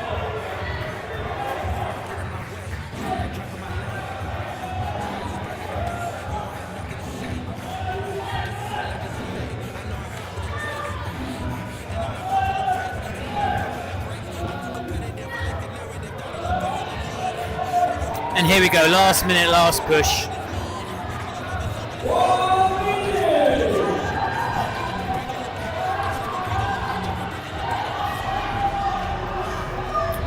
You can hear the crowd really getting behind him now. So, competition-wise, the only two that are going against each other are Platform 1 and Platform 2, but still individually, there's still some great achievement lasting 10 minutes in here. And on Platform 3, coming up to 120 reps again. Still the breathing's looking controlled, nice and calm. The leg movement's still good.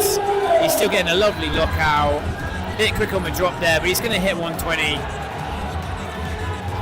Again, it's another exceptional standard of lifting here, and we need to catch up with Daniel Edwards and ask him about that, because I've never seen someone of that age get that good reps at 232s. And still with great sportsmanship, he's still cheering his competitor on. It's another landslide of a score, and there you go, another great set. So under 23 years old, Platform 1, 95 reps, Platform 3, 126. Real high level stuff here.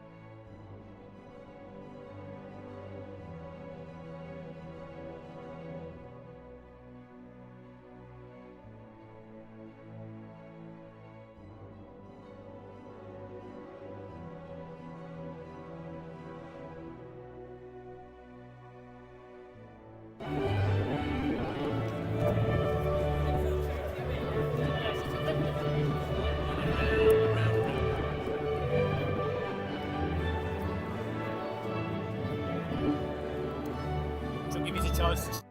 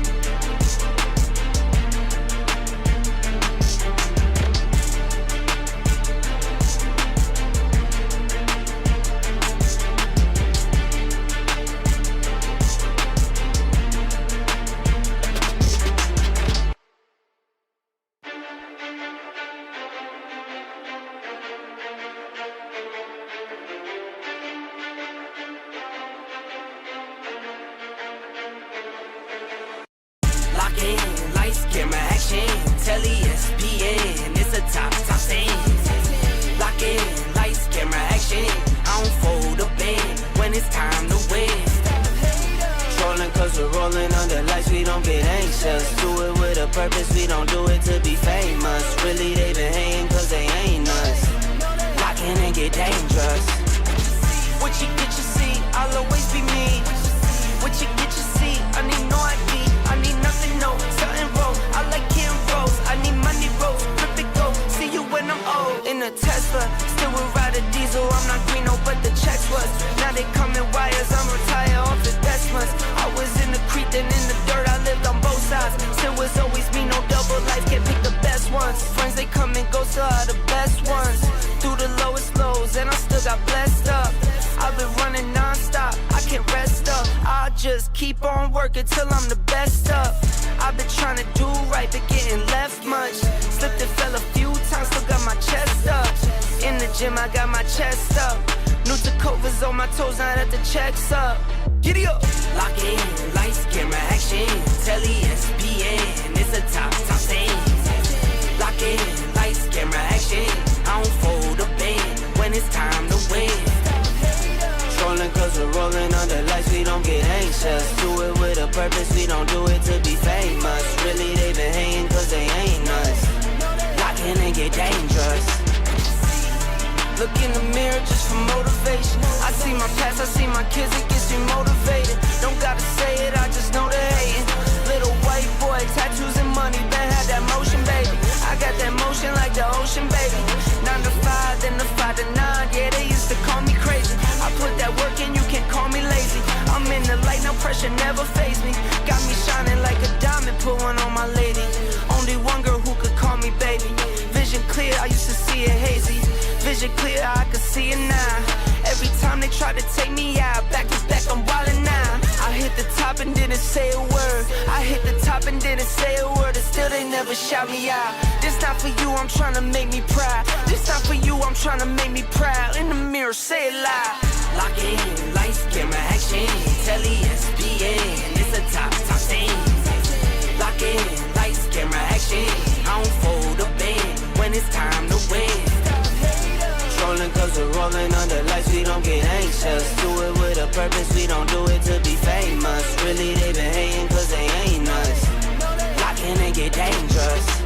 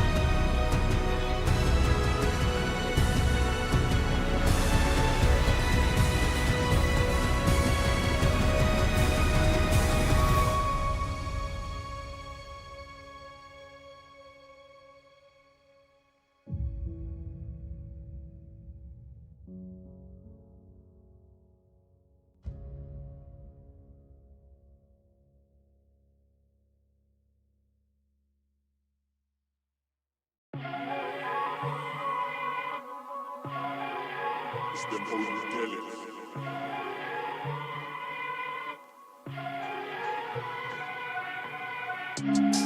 Yeah, it's that 169, mate. Yeah, $1 million bet. Let us know where you're at, we'll bring that right down. Yeah. Look, roll up, call the hotline, come phone up. Yeah, the one down to the shoulder, stacking up, no folder. Hold up, roll up, go on running around for the gold rush. All around the town like no luck. I was on the way for the soda. Hold up, roll up, call the hotline, come phone up. Yeah, the one down to the shoulder, stacking up, no folder. Hold up, roll up, go on running around for the gold rush. All around the town like no luck. I was on the way for the soda. Hold up. Alright, calm down, love. Yeah, like I said, $1 million peppers half price tonight. That's 500 bags of sand and a free tomato for you cheeky girl. Alright then, will that be cash or card, my dear? Look, I was outside, I was putting work in the field all night. Planting that seed, then I get mad. That's how I be when you goes inside. I was on time, yeah, I was on time. Bro, make sure I did the crop just right. Chop this down and I hop this fly. Straight funkadelic, can we work for the kid with the fart, then I'm at the back door. Hey, Billy John, come and daddy rap more. 169 running with the cat. Daddy running back, you know the trap door. Cat dog, running them on the encore. Basement, killing them out of the trap door. Hey, Billy rocking and dropping them on the floor. Hot, pepper, clock, stepper, hey.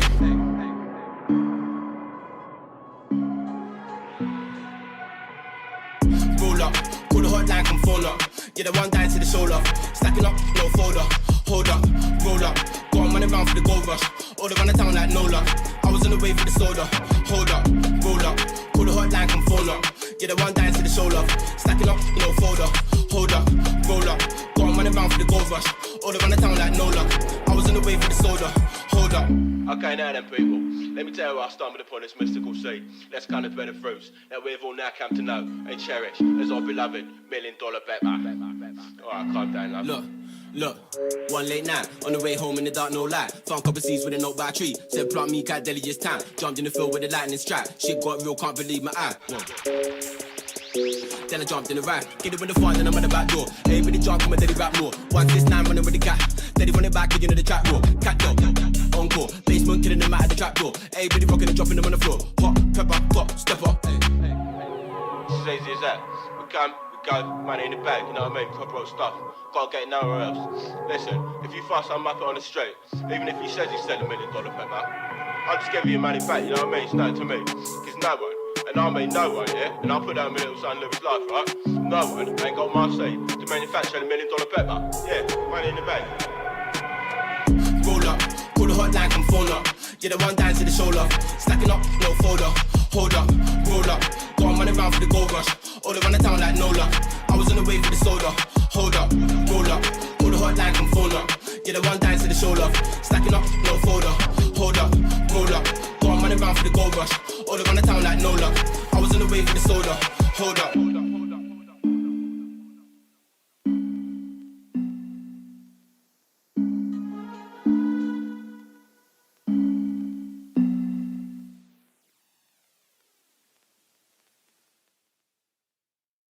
Got so much cash on me, it look like I robbed a bank. 100s and 50s in my pocket, I feel like a safe. Get in your bag or something, you talking cash, I ain't having none. All of my niggas doing numbers, we some road runners. Add me up, skinny nigga, pockets fat as fuck. Add me up, the hoes love me like a bag of runs. Add me up, I can't hold them up. Add me up, fuck a deposit, pay me up front. I got a bad habit, bankroll, I gotta have it. I ain't stopping till I put my mama in a mansion. Gucci down from head to toe, I might fly out the purse. Walked in the mall, I spent the 50 ball on all curves. Every time I do a show, that shit feel like a merch. I spend what you make a week, I know your ass embarrassed. I'm in the dealership, no credit card, just all cash. They said, oh man, I'm from the jungle, Tarzan. Got so much cash on me, it look like I robbed a bank. 100s and 50s in my pocket, I feel like a safe. Get in your bag or something, you talking cash, I ain't having none. All of my niggas doing numbers, we some road runners. Add me up, skinny nigga, pockets fat as fuck. Add me up, the hoes love me like a bag of runs. Add me up, my pants sagging, I can't hold them up. Add me up, fuck a deposit, pay me up front. When the little hoes see me in public, they be starstruck. They run into a boss, a big dog, no puppy nuts. All I know is get a bag and how to fuck it up. I get it back, I ain't no shit ball, that's a different flex. Niggas sitting on their ass, I'm on a private jet. With dog shit, your bitch say I'm the hardest. It's 2025, come see me live on the red carpet. At the Met Gala, your baddest chick, I been had her. My little shit be playing games, but she way fatter. All natural, I like them yellow Pikachu. My diamonds dancing day and night, I like to watch it move. You don't need a money counter when it's all blues. Got so much cash on me, it look like I robbed a bank. Hundreds and fifties in my pocket, I feel like a safe. Get in your bag or something, you talking cash, ain't having none. All of my niggas doing numbers, we some road runners.